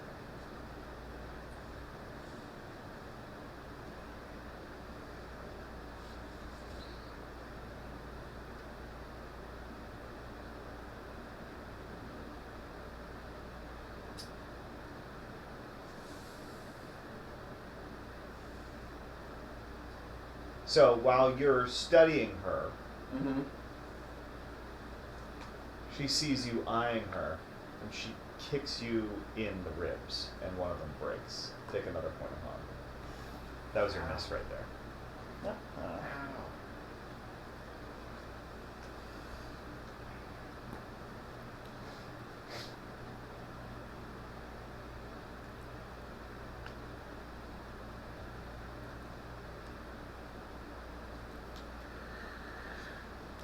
I'm going to ask her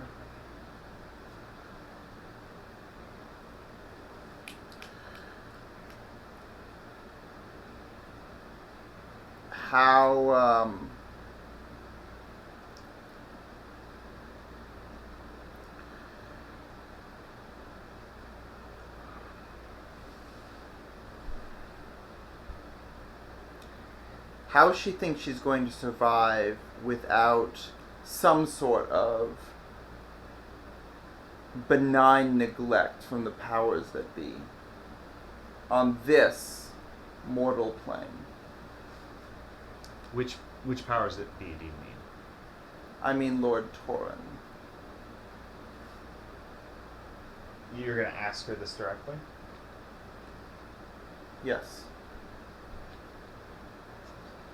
Well, she just sort of laughs at you and says, we've been doing this for a long time, and we don't need your help keeping under the radar.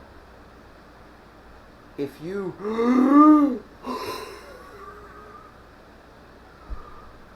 Reel it up a little bit. don't need my help, then there is no value in harming my form.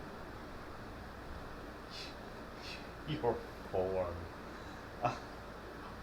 No, this is a friendly message.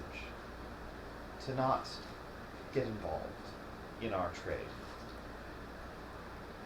I could have told you that I was not involved for money, and it would be true. You are more than welcome to see and find what money you can find. So then are you suggesting you just sort of give it away for free? Because that's a problem too. There's no free about it. But when one is confronted to the all that is it, money is a trivial concern. Then. And she kneels right down next to you and gets up in your face.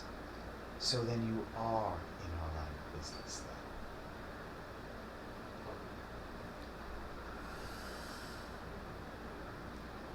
then. It depends on how highly you value. And she'll reach into her, her robes and pull out a single gold coin, which she may have acquired it either through alms or what have you. Yeah. This cold dent of metal. And she'll hold it out toward her in her open palm. She'll snatch it out of your hand and say, "Above all else."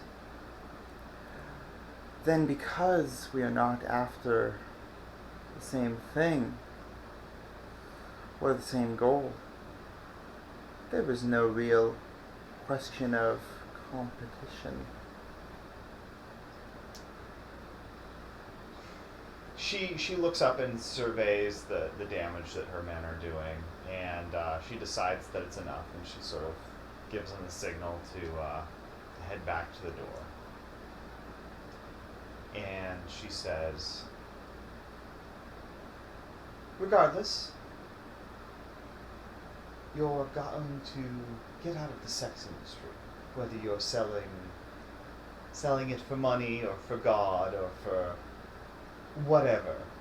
You're going to get out of the sex industry. You're going to stop building this little whorehouse, whether it's just you or all those beat up old women, or we're going to come back and it's going to be worse." Let me ask you something else. Is there some sum of that, and I'm going to point to the gold coin she took, that would mollify you for the intrusion that my work is performing on your behalf? And if so, where might I deposit it?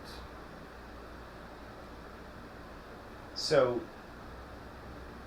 that sort of gets her attention, and she says, "Well, if you're talking about, say, protection, we can offer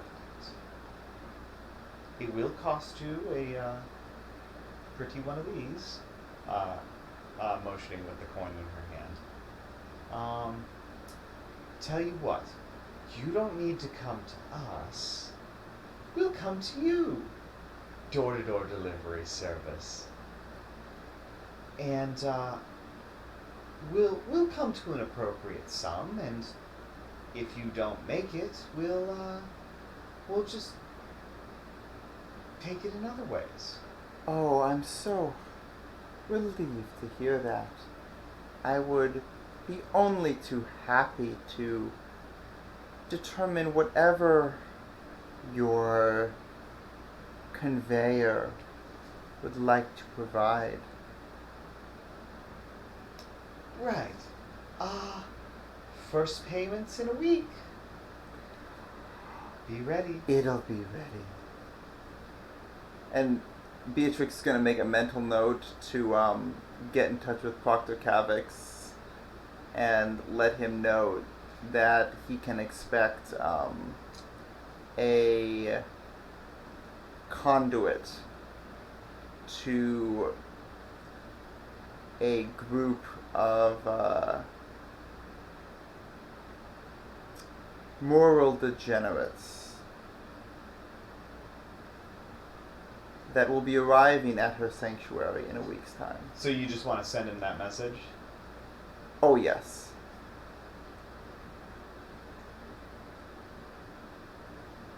Yeah, we won't worry about when that happens. He will get that message. Yeah. Because I established, I think, pretty clearly last time that I'd be able to have a pretty clear channel to him. All right. Yeah. So they head out, and as you regain your footing and tend to your fucked up self. Yep.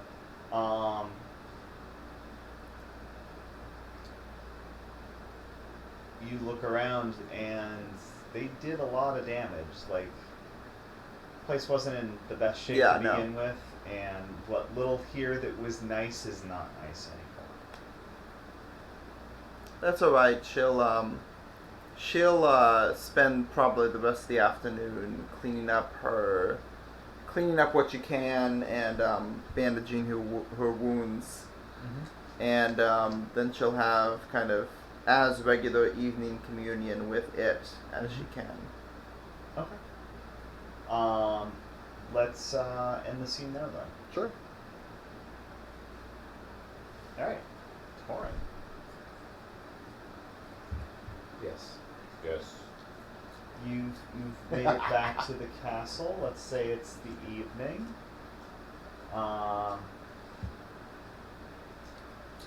The men are being taken care of. You send Byrne to get looked after by a doctor. Yeah, I did that when we arrived. Yeah. Yep.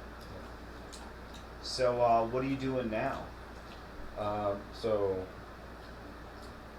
I'd say my side has been bandaged up pretty good. You know, Mhm. I mean it hurts, Yep. but It'll take a little time, but might do.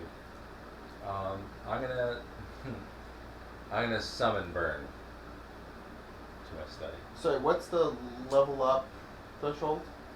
Yeah, advance? 5. Yeah. 5 Okay. investment points. Same as So I'm at 4. I'm gonna summon Burn to my study. Okay. Just real quick, Josh, did you mark one advancement for the entanglement? Because we don't do that till end of session. I did, but We'll just note Yeah, that that doesn't happen. that's fine. All right. So And I make it clear to the whatever schmuck that's at the front of the door that he'll arrive on his feet. okay. Not in a litter.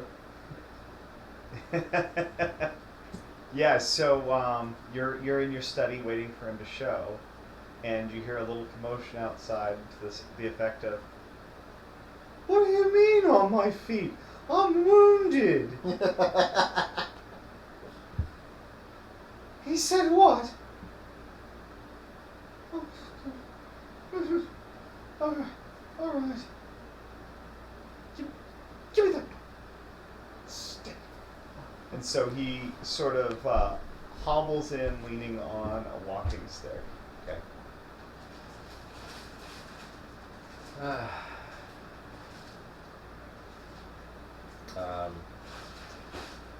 He has his back turned to him, Okay.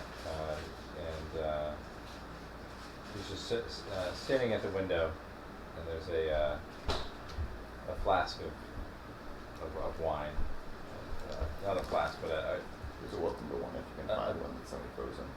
a pitcher of wine, and he fills up his cup. He stands there looking out the window, sipping on his wine. You wanted to see me, Father. He takes a deep breath. And then he finally turns around and says, I wasn't expecting that today. I wasn't expecting it either, Father. That was horrible. You're alive. Yes. Yes. I'm surprised as well. The confidence from this guy. He found his sack. Yeah. So we established from before that Torin has a wife. Yes. She's not the most, It's Gertrude. not what he wants. not what he wants. So he had On a number of axes. his first 3 children with her. Byrne being his firstborn, right? Stand by. Notes. Byrne, Jane, and Colin were with her. Subsequently, Leslie, Rose, Edith, and Ruth were with others, right? Ah, yes. So, Bastards or yeah, they're but they're in the, yeah, they're under your protection. yeah. And his mother is very much alive, right? But after he says that, and I say I didn't expect to be alive, I say to him, your mother would have been proud. Thank you, So, the categories.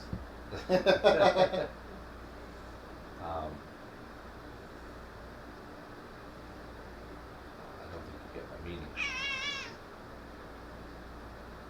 Your meaning, Father? Your mother would have been proud.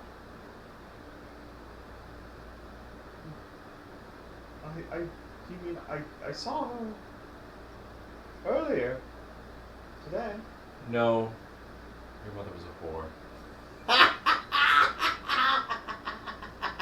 What? It's time you knew. I was,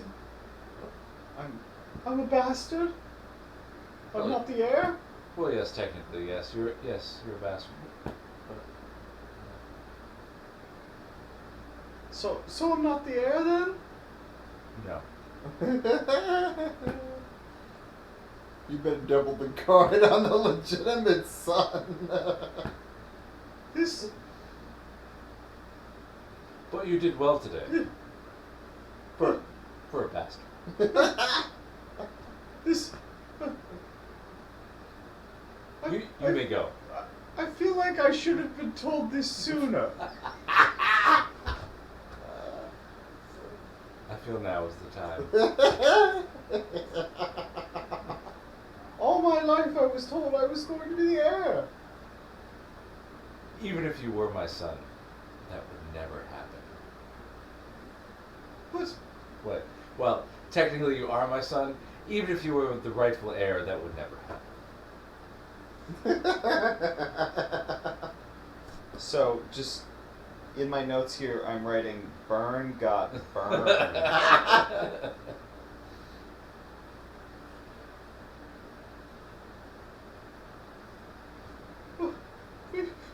He starts tearing up, and then he just sort of, like, flail runs out of there. Sweet. Nice. He gulps his wine. Jesus Christ. You're a terrible father. Okay, so now that you're done traumatizing your bastard son, Yeah. actually, it's worth asking the question: Is that true? Yes. Okay. Yeah. Good. Yeah. Go check that box. You're just fucking with him. Fucked up. Hey, just so you know, after I get home, there's gonna be a new threat written up with Burn's name on it. That's what I said. That's Double the the- guard on your legit son. Right. That's the cost of this sort of thing. Oh yeah. I'm afraid. All right. So after you're done traumatizing him, what's your next order of business? You've got the council coming up, Yep. all the major houses and some of the So big, like game wise, like these refugees coming in. Where are they coming in from? Exactly. mostly farms. From where? Farms that are being encroached upon by the blight. Okay. Yeah, understood. so as the blight comes in, they can see the vegetation dying, Mhm. and they know what that means. Like, if it's gotten to that point, they've been close to it for a while, Yeah. and they know that as it's moving in, at some point they've got to pull up stakes. So Some are better prepared than others. Some, just sort of sit on their hands and hope for the best, and it doesn't turn out well. But some actually, start packing up a lot of materials in advance. And a lot of those folks, like, they So- arrive outside the city and they start building things. I with- think in his mind the pressure is mounting, right? He needs access to more land, more supplies, other towns, but he can't, right? Mhm. And he only knows one person that's crossed the blight without going insane, Okay. Yeah. right? So I think he's going to want to speak to her in the morning. Okay. So didn't you send Gozer to get more information? I did. Yes.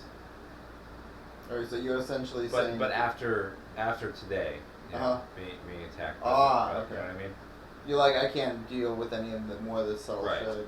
So I mean, he'll get whatever stuff he can, right? But Yeah. but I want to have a Think of chat. it as attacking the problem from multiple angles. Yeah. Okay. So you're gonna send word that you want Beatrix to come meet you. Yep. So when Beatrix gets the word, she's going to kind of bandage herself, like refresh her bandages as to make it seem as subtle as possible, Mm-hmm. and make her way as gingerly as she can to the keep. Okay. Yeah, you're shown inside after you explain who you are and that you've been called. This is the morning. Yeah. And you're escorted up to the Lord's study and is allowed inside. Okay, so like her nose is going to be pretty heavily bandaged despite her like best efforts. It's hard to hide a broken nose. Yeah. Did you try to get help from somebody for that? So I think if she's, well, I would have asked one of the wives, but they got kind of intimidated out. Yeah, they were gone by the time that ruckus was over. Yeah. So if anyone, like, if like any of the refugees who have like come by that she's like have heard of her through Angus, she'll have asked for some reciprocal aid. But if no one has come, then she'll have done it as best she could, which is insubstantial. Let's just say that one of the people that came to see you left some herbs and some bandages. Okay. So is that enough to negate a harm point, or No, you're still pretty fucked up. I'd Okay. say, it's just it's tropical? Topical. Took some off the edge. Yeah. yeah. I'm not as in blaring pain, but I'm still injured. Yeah, and it at least covers it up, Yeah, fair enough. Okay. So yeah, I'll arrive there as I am, bandaged as I am. Mm-hmm. They show you into the study. I'll curtsy as much as I can, given the amount of pain I'm in. How might I serve you, Lord? What the hell happened to you? Oh, it was these sort of things happen when one is a new entrant to a city with established institutions who operate on Stop. Don't be vague. Not in my city. What happened? I was intimidated or attempted to be intimidated by a group of people who claimed to be prostitutes and who thought that I was competing with their business, and despite my claims to the contrary. They said something about losing one of their buildings, and they thought that I was trying to compete with them. Oh, you were involved with the fire? No, I do not do that, and I am not competing with established brothels. That is not its way. Well, as long as that's cleared up. I had a question for you. Yes, my lord. You came to us through the blight. Yes, my lord. How? Through walking, my lord. Very good. how are you not a deranged lunatic? Though you look it. Thank you, I think, my lord. I was never without that which the blight feasts upon.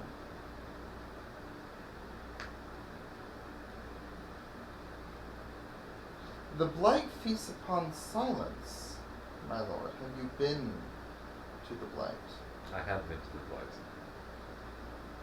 If you have been in the blight, then you note what is different about being in the blight. That is not the case, and she'll make a general kind of physical gesture to note the surroundings. The sound of birds, the sound of commerce, the sensation of being part of a community. These are all things we feel here, and that you doubtless feel as lord of this realm. This is not the case in the blight. And to be alone, isolated, not only physically, but in a sensory sense.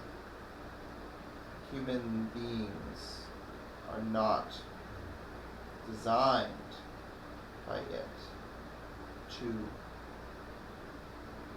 capable of handling that sense of isolation, Lord. We are communal beings. We are stronger when we connect with each other.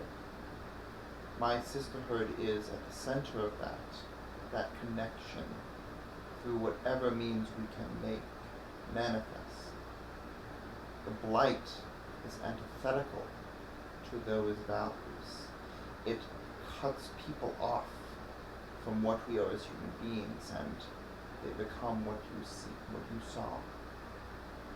And I, through my connection with it, was never without that. And that, my lord, is why I traversed the blight, and how I traversed the blight. So you went whoring your way through the blight. My lord, I have not yet written that prelude, and I would not want to spoil it as per the DM's wishes. No, you can do it now. It's appropriate. Okay. What? Witch? Witchcraft! My lord, I retained my sanity through the blight, through my connection with it. But that did not mean that my mundane mortal form was immune or invulnerable to those who have been corrupted by the blight. I did what I did within the blight in order to make my way here because Why are you here? I am here because I was called to this place. By who? By it. Because what is happening here is not working. And what you do not have is what is the power to protect this realm the way that I have been protected.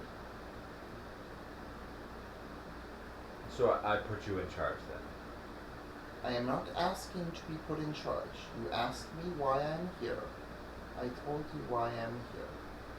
What you do with that information is up to you. You are the Lord. I am not attempting to impose myself upon you. How do I know you're not sent from the blight? And she'll open her arms. My life and my sisterhood is an open book. If you wish to search my sanctuary that you have so graciously granted to me, you are more than welcome to. If you wish to search my person, you are more than welcome to, though I only ask that you avoid the bruises as Maybe, best you maybe can. in a few weeks. I would be more than welcome to that. I only am here now as per your summons and per your questions. If you wish to grant me a position of some little amount of authority, I will be gracious in my understanding. A position. He laughs. He full on laughs.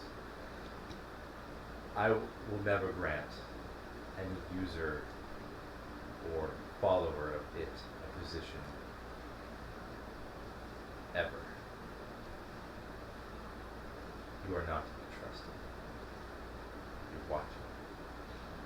Then I apologize for taking up so much of your time, my lord. If I am not to be trusted by you, then nothing I can say can provide you of any value in this interview. Is that a dismissal? It is. And she'll curtsy and leave.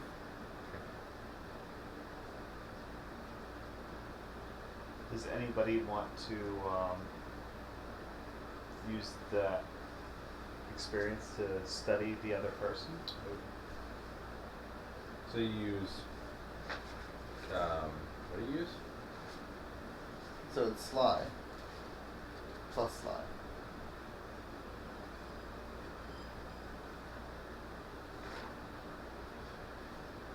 I mean, I'll roll if because I'm confused as to why, if he doesn't trust me, why he's having me here in the first place. Sure. So I'll Okay. I'll study. Whoa. She does that. 13. All right. So this is going to be 3. 3 questions. Okay. What does your character wish I would do?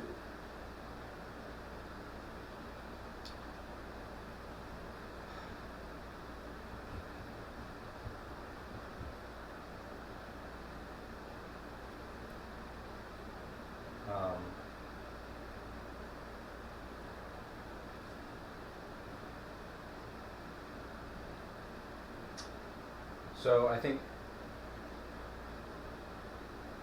on the surface, do your work out of sight. Do your work quietly. But he hopes that whatever your involvement is with it is on the side of benefiting The realm. the realm, his people.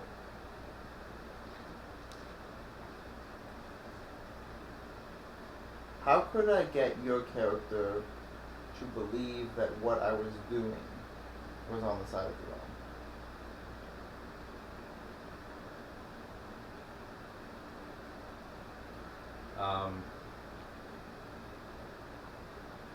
I think That's a good one. I like that one. he is so against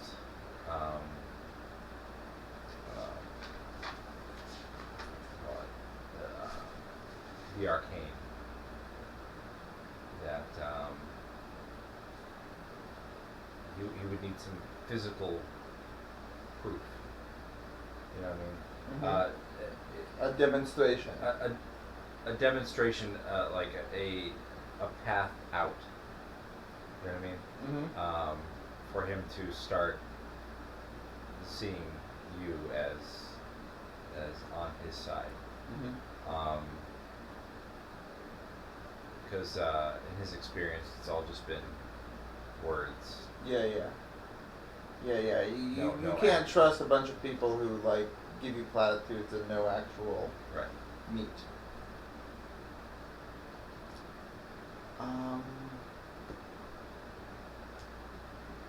Third question would be,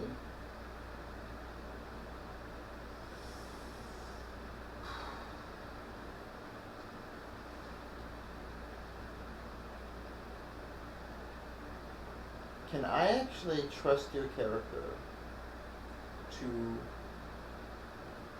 believe in it if I provide a demonstration of its power? No.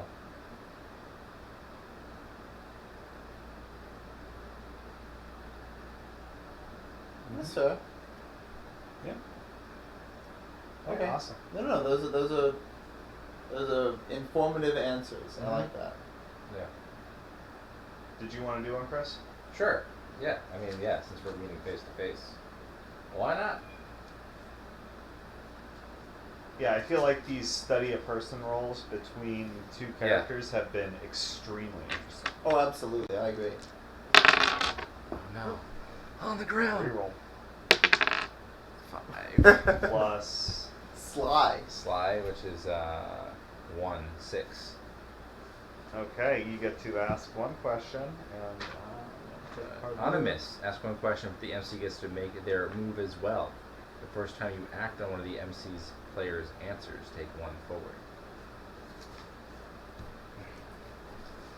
One question, eh? Make a good one. Yeah.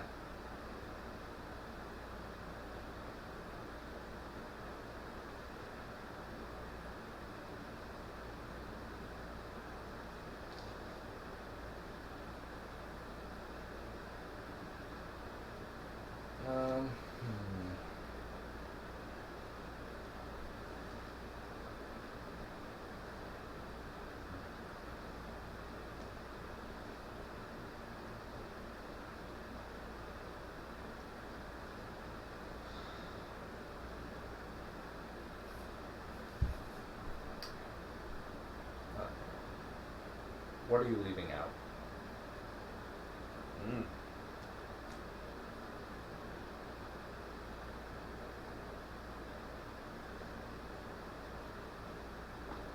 I'm leaving out what actually happened in the direct encounters I had with the Blighted.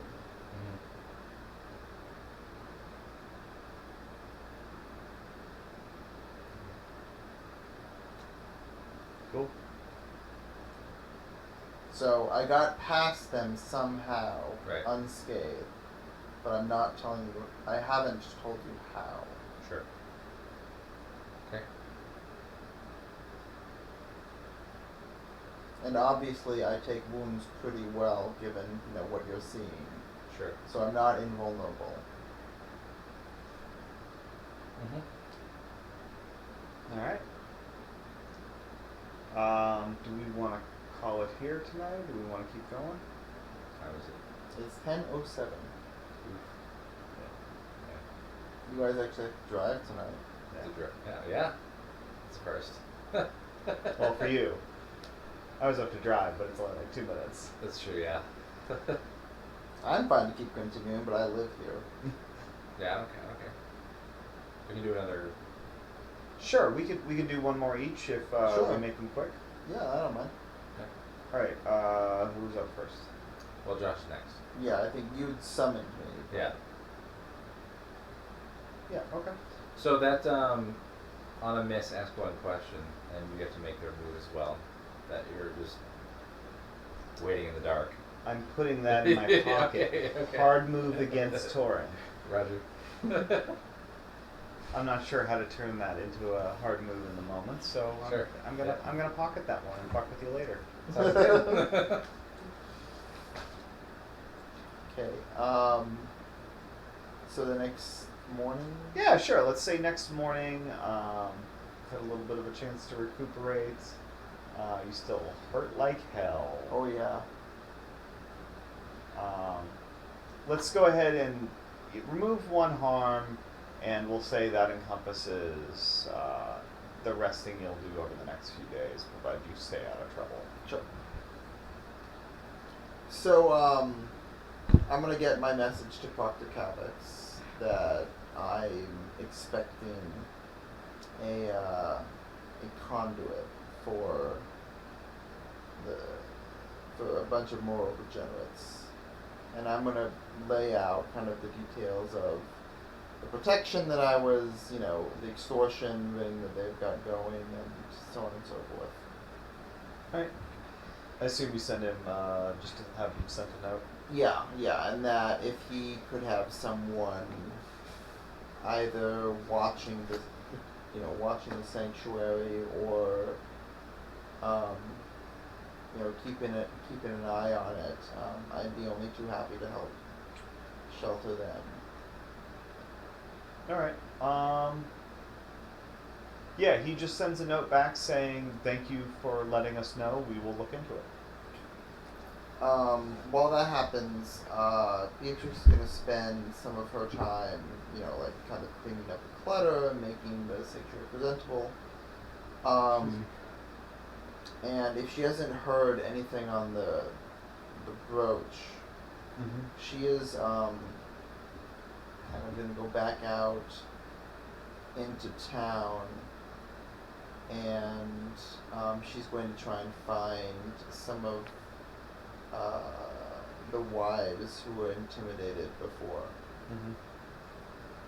and she's going to try and continue the conversations that she had with them before, because at the very least they seem interested in maybe in a one-on-one setting they might be more receptive.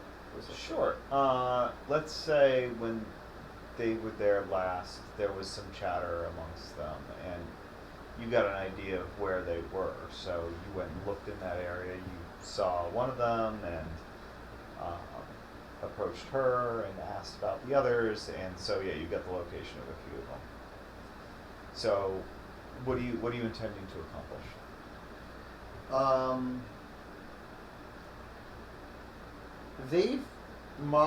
My estimate is that they've heard that I've been dealt with, which is to say that, the woman who had me assaulted, or the woman who assaulted me, was probably going around and spreading her own claims that don't listen to that woman. She's been I don't think they heard anything. I think that they were largely ignored by that. So she would, the way that she would go about it then, would she would essentially just pick up as if nothing had happened, and just continue, asking how they were doing, and what they were feeling with their husbands now enlisted, Mm-hmm. and she would be trying to find any potential connection that they felt needed to be filled. So she's kind of going back she's going back to her attempts to convey Mm-hmm. how her connection to it has sustained her through the blight. Okay, so I think talking about sustaining through the blight is something that they're interested in, having had to flee the blight. Yeah. So they're interested in hearing more, but they don't know. I don't think they really know what getting involved means. So, I think as a kind of a small demonstration that, in case she meets any skepticism that she's going to like, Mm-hmm. There's a few looks. Yeah. So, I think what she would do is she would pull out a hollow log Mm-hmm. from her robes, and she explains that this is something she found that was deep in the blight, Mm-hmm.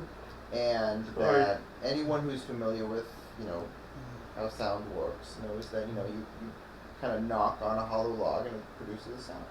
Yeah. And she's going to knock on this log, Mm-hmm. and it produces nothing, no sound whatsoever, as a way to demonstrate this is what happens in the blight, and that it is to be feared, but that it can also be transcended.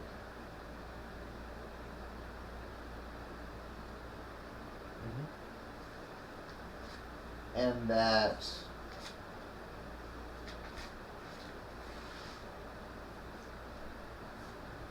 the conventional mortal powers may be helpless against this, and she'll kind of knock it again. But that it does not fear this the way that you and I might if we were not so enlightened. And she'll knock it again.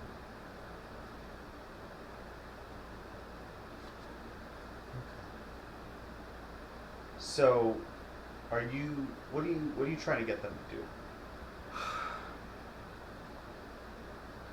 What I'm trying to get them to do is to... I guess I'm trying to...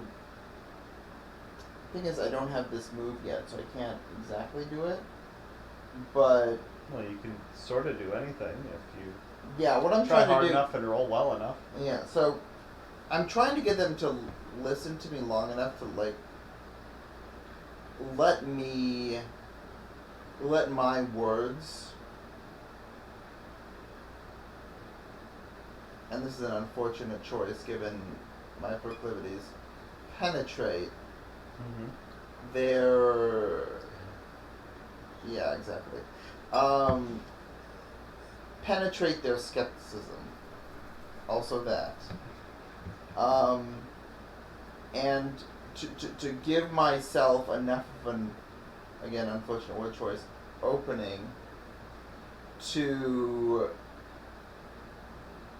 let... I'm dealing with wives here, so, you know, we're at a lack of that conventional equipment, but, you know, Beatrix is probably well equipped there. Oh yeah. She does have a staff. And a hollow log. And a hollow log. Hollow log staff.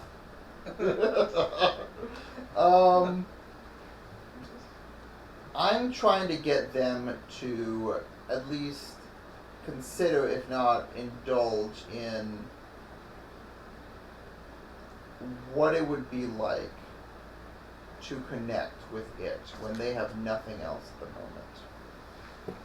So you want to get them to try to connect with it? Yes, through me. Okay, so you want to get them to come see you to establish a person. Again, unfortunate word choice, but yes. Okay. Let's go with a persuade with leverage roll. Okay. What's that? What roll is that? Plus Wiley. All right. Oop. Off the edge. That's an even 6. Farewell. Well, at least I know I'll advance at the end of this. Sheesh.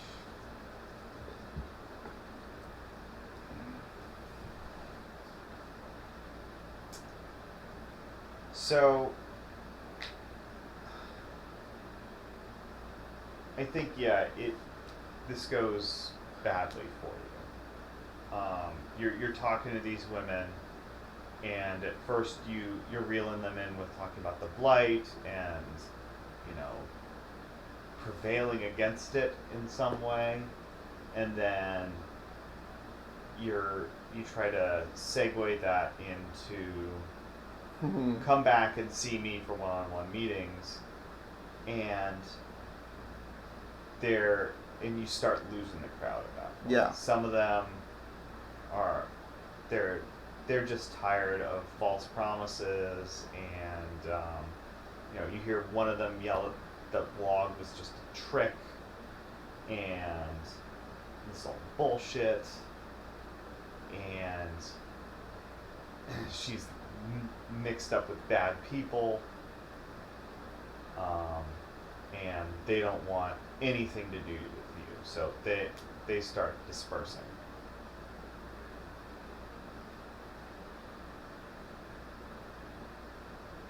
Before they go, I'm going to ask them what they need to feel like they would be willing to take a chance when what they know to be certain is the slow, inevitable oncoming of death.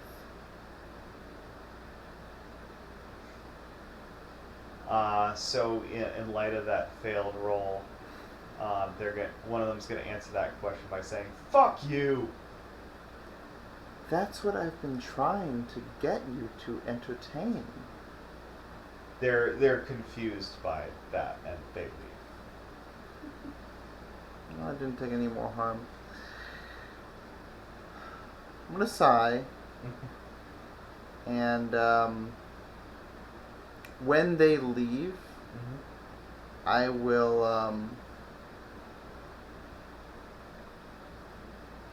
I'll leave a note with whatever residence I'm at the moment. It just says, when no one else is willing to help, I will be here. And I'll include a rudimentary map of the city and a rough approximation of where the sanctuary is. And then leave. Okay.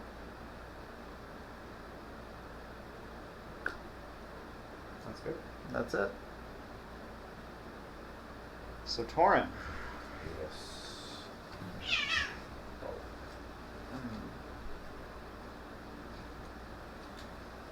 Had a couple of interesting meetings. It's the next day now, though, so what are we doing? Yeah, shaking off my hangover. What the hell did I tell my kid? What? Shit. Told him he was a bastard. Yeah. Son of a bitch. Literally. Well, maybe not literally. Well, I mean, he did say Burns' mother was a whore. Yeah. Yeah. She was gorgeous. Top quality. So, what are you setting out to do today? Oh, man. That's a very good question.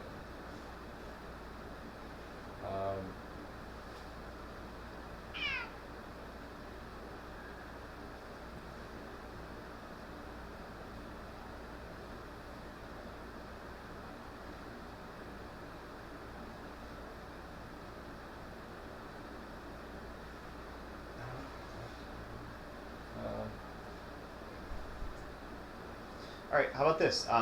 General Angus comes to see you early on, and he asks for permission to take more men out on another patrol close to the edge of the light. Excuse me. What a delight. What a delight, that light. Yes. Hope it don't cause you fright. Seems you've seen the light. It might. You're in for a fight. Shut the fuck up. White. What has brought upon this additional sight? So yeah, he's asking for permission to take another patrol out. When? At Personally. twilight? Yeah. Well, not at twilight, but early in the morning. Thank you. Do as you do. What do you do? Fight a bunch of whites? Reavers, actually, is the hope. Yeah. So with no additional explanation, he thanks you for giving permission, and he jogs off to go round up another group of men. Don't forget to read them the Miranda rights. Thank you, Josh. You have the right to get stabbed with a sword. You have the right to get stabbed with a sword again. He is going to, I think, go talk to his daughter. Which one? The most important one. The eldest. Yes. Whose name is? He can't remember. That's why he writes these things That's down. right. That's why he's in his study all the time. Jane.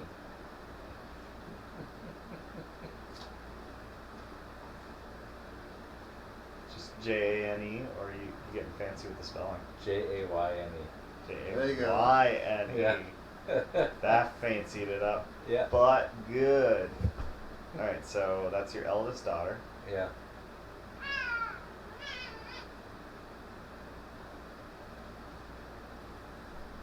And so that would make her your heir. She doesn't know that yet. Okay. Oh, we don't have primogeniture thing going on? Mm-mm. So females can inherit? Sure. Okay. Yeah. I'm fine either. Obviously. Okay. Yeah. Yeah. That's fine. She's got the heterochromatic eyes, so that's the one thing the family seems to really care about. Mm-hmm.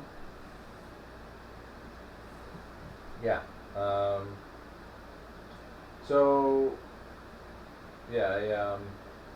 I don't think I summon her anywhere. I seek her out. Okay. So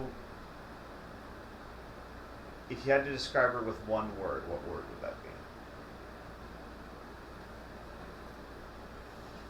Jane the Blank.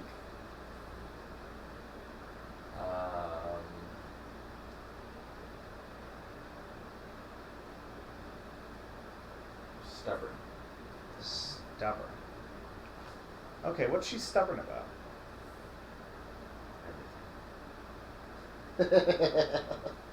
But like, what's her passion? That like you just can't move around. Her passion is doing everything, or not doing anything I tell her to do. So she's a contrarian. Yeah.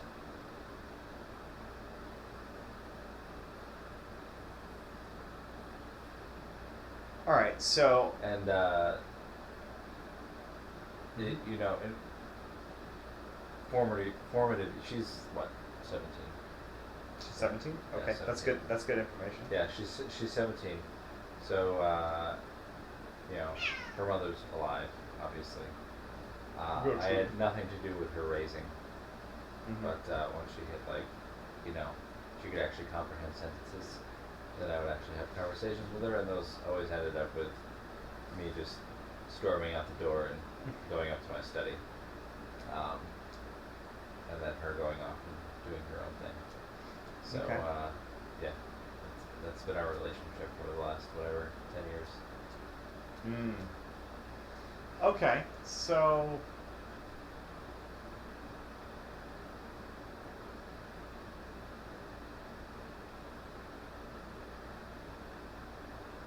let's see. So she is, when you find her, she is, I'm going to roll a die and let it decide for me.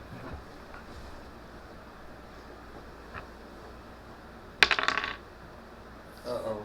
Alright, so you find her in the Keep's library. One of them readers. And she has a book open on the table in front of her, and it's a book about occult histories and how the ancient Sun Empire harnessed magic to perform miracles. So I walk up behind her and I see what she's reading, and I immediately grab the book and just toss it into the hearth.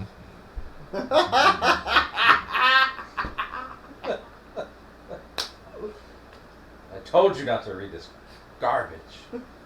She's shocked at first, and then she sees it's you, and she's not shocked at all. Nothing good can come of that. Good morning, Father. Yes.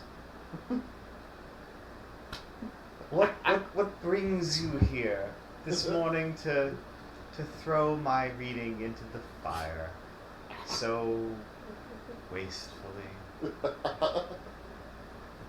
I had some news for you. Oh, we're burning down the whole library? Well, no. It's painful to say, actually. We're getting another library. No, you're my heir. Come again. Your brother's a bastard. I told him last night. I didn't really mean to, but I did. She told you. Yeah, Boudica is a perfect example of your daughter. So.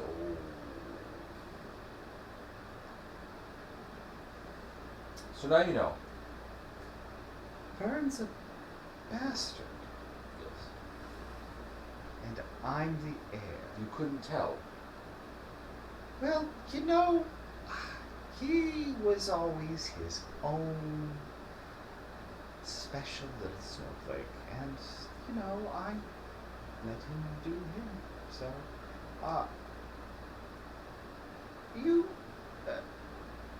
so I'm the heir. That's what I said. So you'll be. You'll need to just give me a second here with this. I don't have a second. You will report to War Chief Angus. First light tomorrow morning to begin your training. My training in what? What do you think? Lording? No, that comes later. What? You need to become a hardened warrior to defend the realm from the reavers who attack us. Quite frequently, might I add. She looks down at her lap with her hands folded neatly in it. She's wearing a not an ostentatious dress, but it's a very finely made dress. And she's of slight build. And she just chuckles and says, "Well, I know how to ride, but my only training in stabbing anything is sewing. So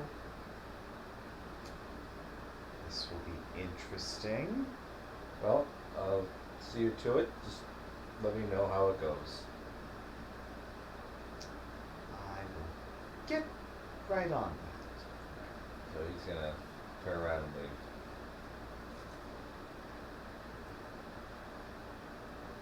And then he's gonna say to himself, "That went well."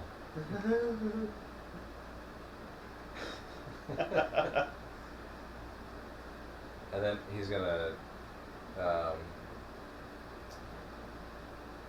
go find his wife. Oh, yeah? No, for amend that. He's gonna go to his study, pour himself a glass of wine, drink it all, and then just drink straight out of the pitcher, and then go find his wife.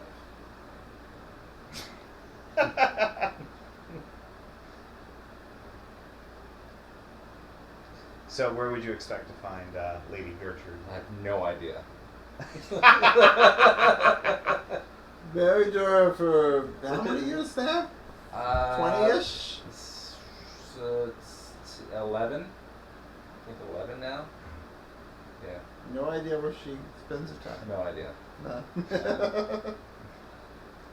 All right, so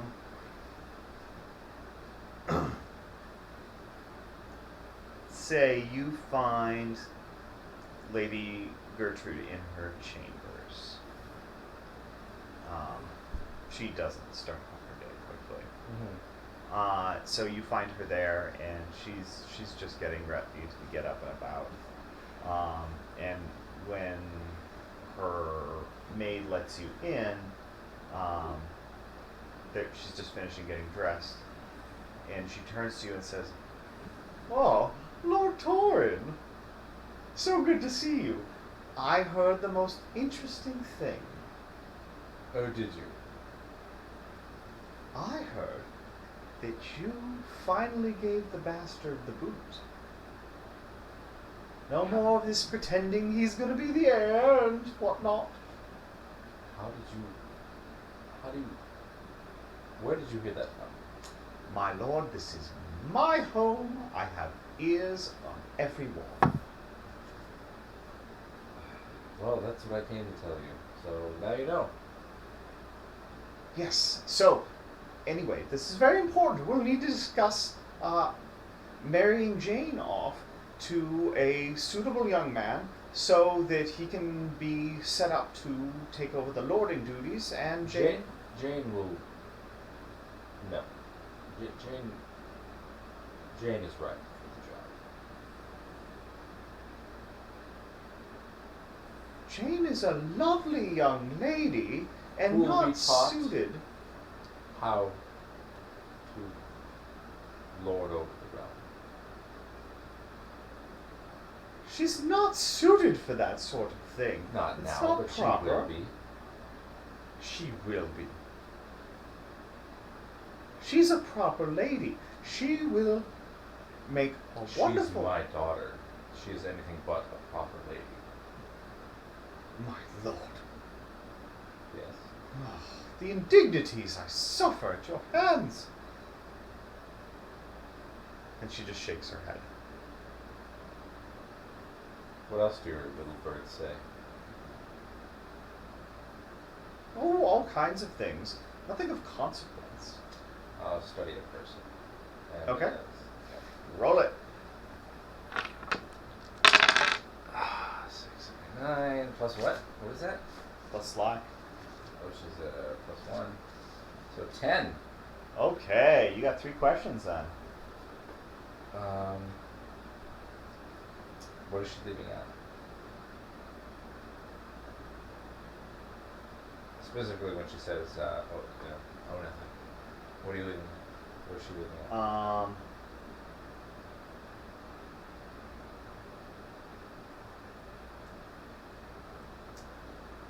What your cousin Roderick is getting up to. That's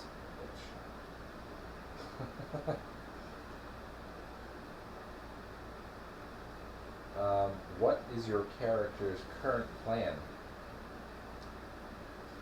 Well, her plans are sort of thrown into turmoil here, what with this Lord thing. Right. So, given that you've said that Jane's going to be trained to actually take over the lordship of the realm, basically, she's going to do what she wants with trying to get Jane married off as soon as possible.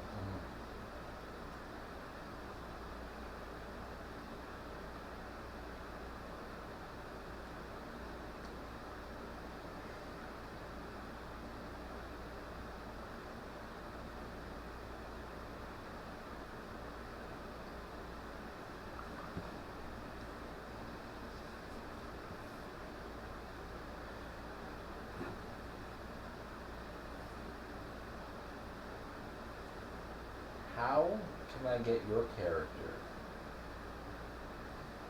to trust me with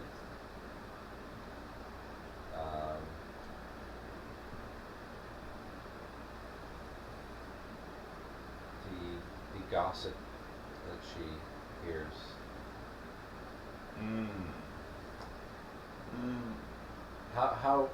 How can I get your character to confide in me?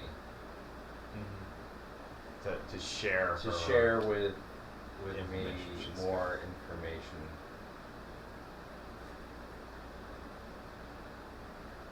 And if you say being a loving husband, it's not going to happen. Oh no, she's not. She doesn't want anything so mundane. No.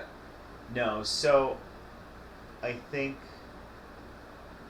with the shift in the presumed heir,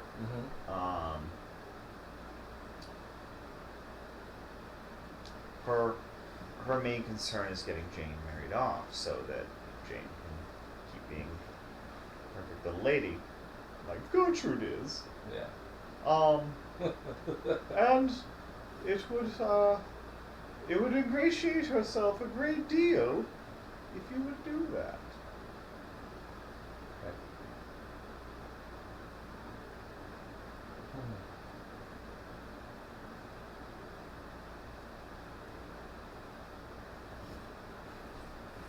All right. So with that, he's gonna say, "What else are you not telling me, Gertrude? Come on now." Well, I heard the most scandalous rumor that sweet buns were going missing from the kitchen. Don't toy with me. I'm not toying with you, my lord. I hear a great many things, and I parse them. If there's something of interest that you need to know about, I will bring it to you.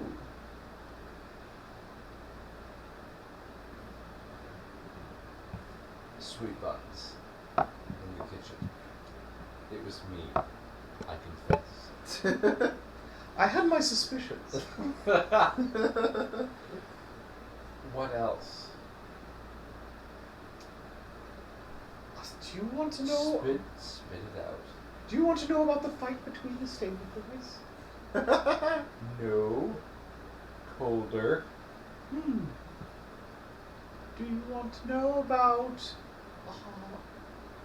one of the maids found a pile of dirty sheets in the closet of one of our children. They had been soiled. One of our children was trying to cover up the fact that they had wet the bed. Do you want to know which one? I think we'd all guess which one. We have no children. We do! Forgot. And you have even more than that. That's right.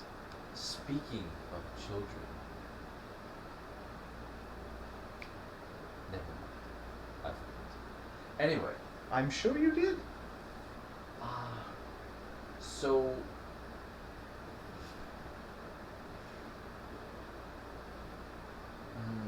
I guess it's everything. I guess you got everything you wanted out of me then, huh? No, Jane needs to be married. Let's do that. Do what? Get her married. She does not need to be married.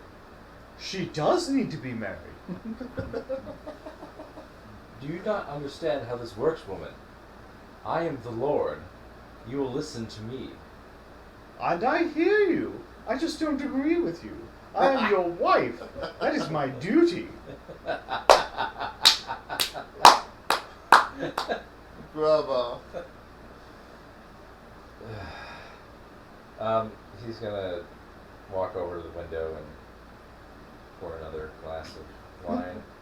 He like brought the whole barrel with him. A little early in the day for that, isn't it? Started an hour ago. Oh. Then stop already. No. What aren't you telling me? What? You're hiding something. I am hiding nothing that is of consequence. If I concede to your plan of marriage, would you be hiding anything then? So, are you Persuade with leverage. Are you persuading Yes, with leverage? Absolutely. You are persuading with leverage, and because you did the study of person, you get +1 on this. Okay, sweet. Beyond your wily. 5. What's your wily? 6, 7. Hey! Oh! All right. So persuade with leverage.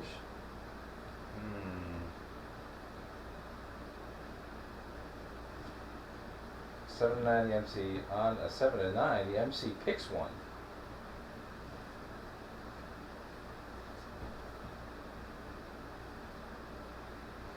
There's always so What are those options? They want even more than what you're willing to offer or suggesting. Marry her to 2 men! They want concrete proof of or upfront payment of the leverage immediately. Dowry! Anything.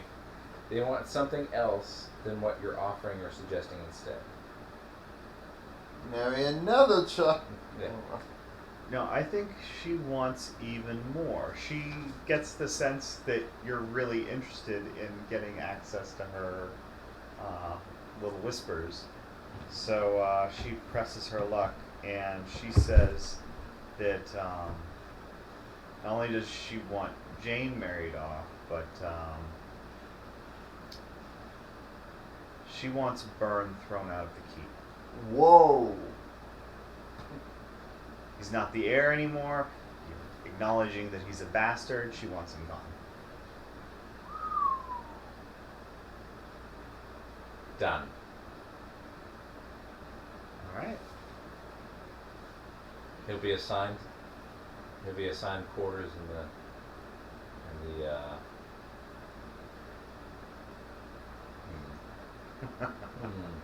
yeah, he'll be assigned quarters sort of in a barracks outside the city walls as an officer in the army.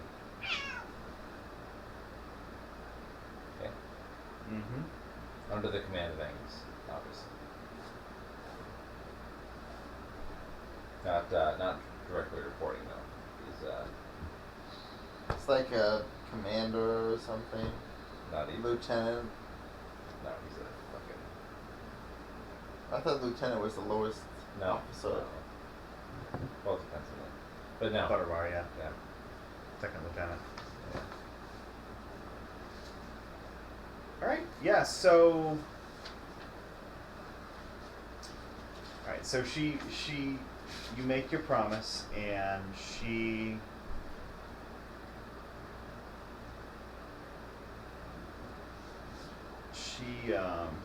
demurs a bit, and she says, "Well, thank you for being such a good husband. I knew I married you for a reason.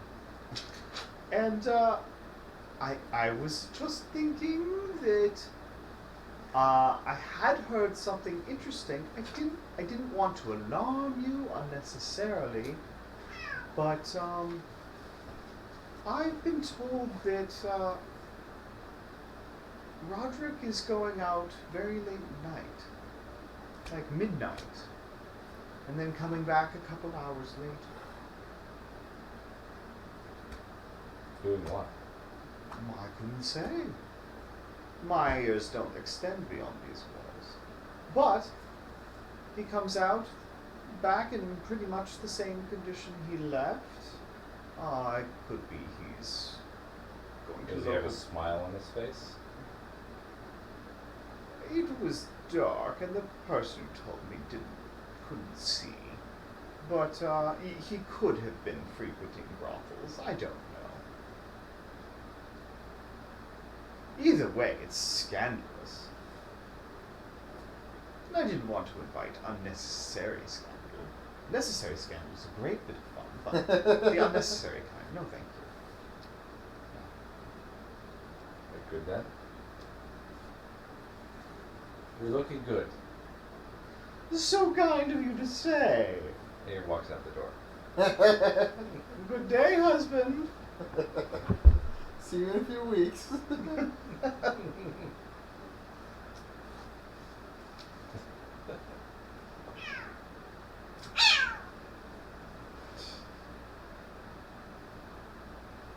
It's like sometimes this cat can be like that character in Star Wars. She doesn't like you. I don't like you either. Just watch yourself.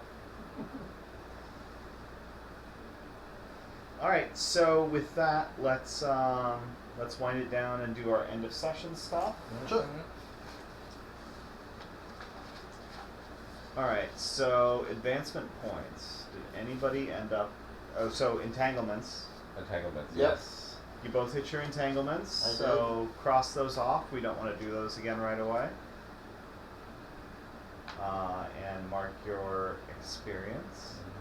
Does anybody have enough experience for an advancement? I do. Okay. Well, whatever you do, let me know, and I will. if it bears discussion, we'll discuss it. Yeah, I'm not sure exactly what at this point. Take your Though, time. given how terribly my wily rolls have gone this session, I might need to boost that. Mm-hmm. Though I want to make sure I have the chance to examine the other playbooks and see if there's anything worthwhile there. Yeah, sure. So let's do. So the oh, disregard. You go ahead. Let's do honor then. So just think about these as I say them and mark off whether or not you think you did them.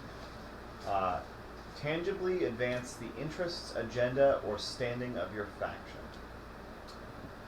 Made a new connection with someone who may find you useful or desirable. Demonstrated your power, talent, wisdom, or skill to others. Spread rumors, secrets, or information to those who need or want it. I'd say 3. Which one didn't you do? Advance my Yeah, my there were some faction. failed attempts there. I failed in a lot of those. So who was your new connection? What's his name? Ivor. Ivor. Who's He is the the thug Thug. Ah, who's getting okay. me who's helping me spread my my word through That you're looking for the brooch. the scavenger underworld. All right, yeah. Remember to follow up on that next time so that we can pick that Yep. thread back up. Yep. So I'd say I connected to him. And I'd say like keeping the confrontation at the sanctuary as Non-fatal. Yeah, non-fatal and non-violent, at least on your end. Is I'd say that's a demonstration of wisdom, if not power. Yeah, I was actually thinking of the hollow log demonstration, but at the very least I demonstrated that I was willing to suffer, if not die, for my beliefs. If not to the ringleader specifically, then certainly to her followers, who are probably accustomed to more active resistance. Okay, so add 3 honor. Torin. Yeah, the first one. What did the first one? Tangibly advance the interest, agenda, or standing of your faction. So my faction, I guess, is my family. So I would say, yeah, definitely by outing Sorting out the air Burn situation. and advancing my wife's agenda and yeah, Yeah, sort of. actually turning her into an ally, sort Yeah. of. Ish. Ish. Well, we'll see. Yeah. And the next one, I think Beatrix. Read it again. Make a new connection with someone you may find you useful or desirable. Sorry, jeez, Pete. I think. Well, yeah, definitely. I think. Is it a new connection then? Yeah, you sort of knew her before. Yeah. New connections. I guess it depends on how much you feel like you got from her Yeah. about like her We can always have a new ability connection with somebody to you know. project her protection from the blight. I suppose new connection doesn't mean A new person. Someone It means another you've connection never with met. someone you've already met. Yeah. Like I'd say Gertrude actually is Yeah. your new connection there, Yeah. Yeah, that would work. because you've sort of turned her into an ally rather than a Yeah. bystander. Sure. Demonstrate your power, talent, wisdom, or skill to others. I led a charge with the Yeah. army. Yeah. That works for me. Spread rumors, secrets, or information to those who need or want it. Yep. Definitely did that. Yeah. He may not have wanted it, but he needed it. Yeah. Alright, yeah, so take 3 there. That's 4. Oh, it's all 4? Yeah. Okay. Yeah, sure. I need to start spending my honor. Yeah, everybody needs to start making honor moves. Yeah. I Next definitely. session, definitely. Yeah. Once I you know what? I should have done it when I was getting beaten the shit out of. Yeah, I'm kind of surprised you didn't do You that, don't know or who I did. am. But you know what? I'm actually okay with it because at this point, like, you know, once she's gonna turn that into a martyr move essentially. So I'm actually okay with that. So now we got to look real quick at the negatives to honor. I don't think anybody had one except you were kind of humiliated by the wives of the new recruits. Yeah, they sort of turned her back on you. Well, yeah, but I mean, like, again, it's because I think actually for the purpose that, like, she wasn't expecting to be active recruits. Actually, so what the woman, the ringleader, told her, like, you should be going for younger, more vibrant, like, that's actually true. That she doesn't expect the wives of recent recruits to be part of her active harem, not harem, but like her active following. Mm-hmm. Like, that's gonna come next. Like, once her word has kind of split more. Sure, but they still repudiated you publicly. No, they did. Right, so that's just -1 there. Yeah, that's fair. So I got 6 honor to spend. And that's going to happen when you miss on rolls Yeah. sometimes. Alright, so I think that's all our end of session stuff. So hopefully we get the whole gang together next week.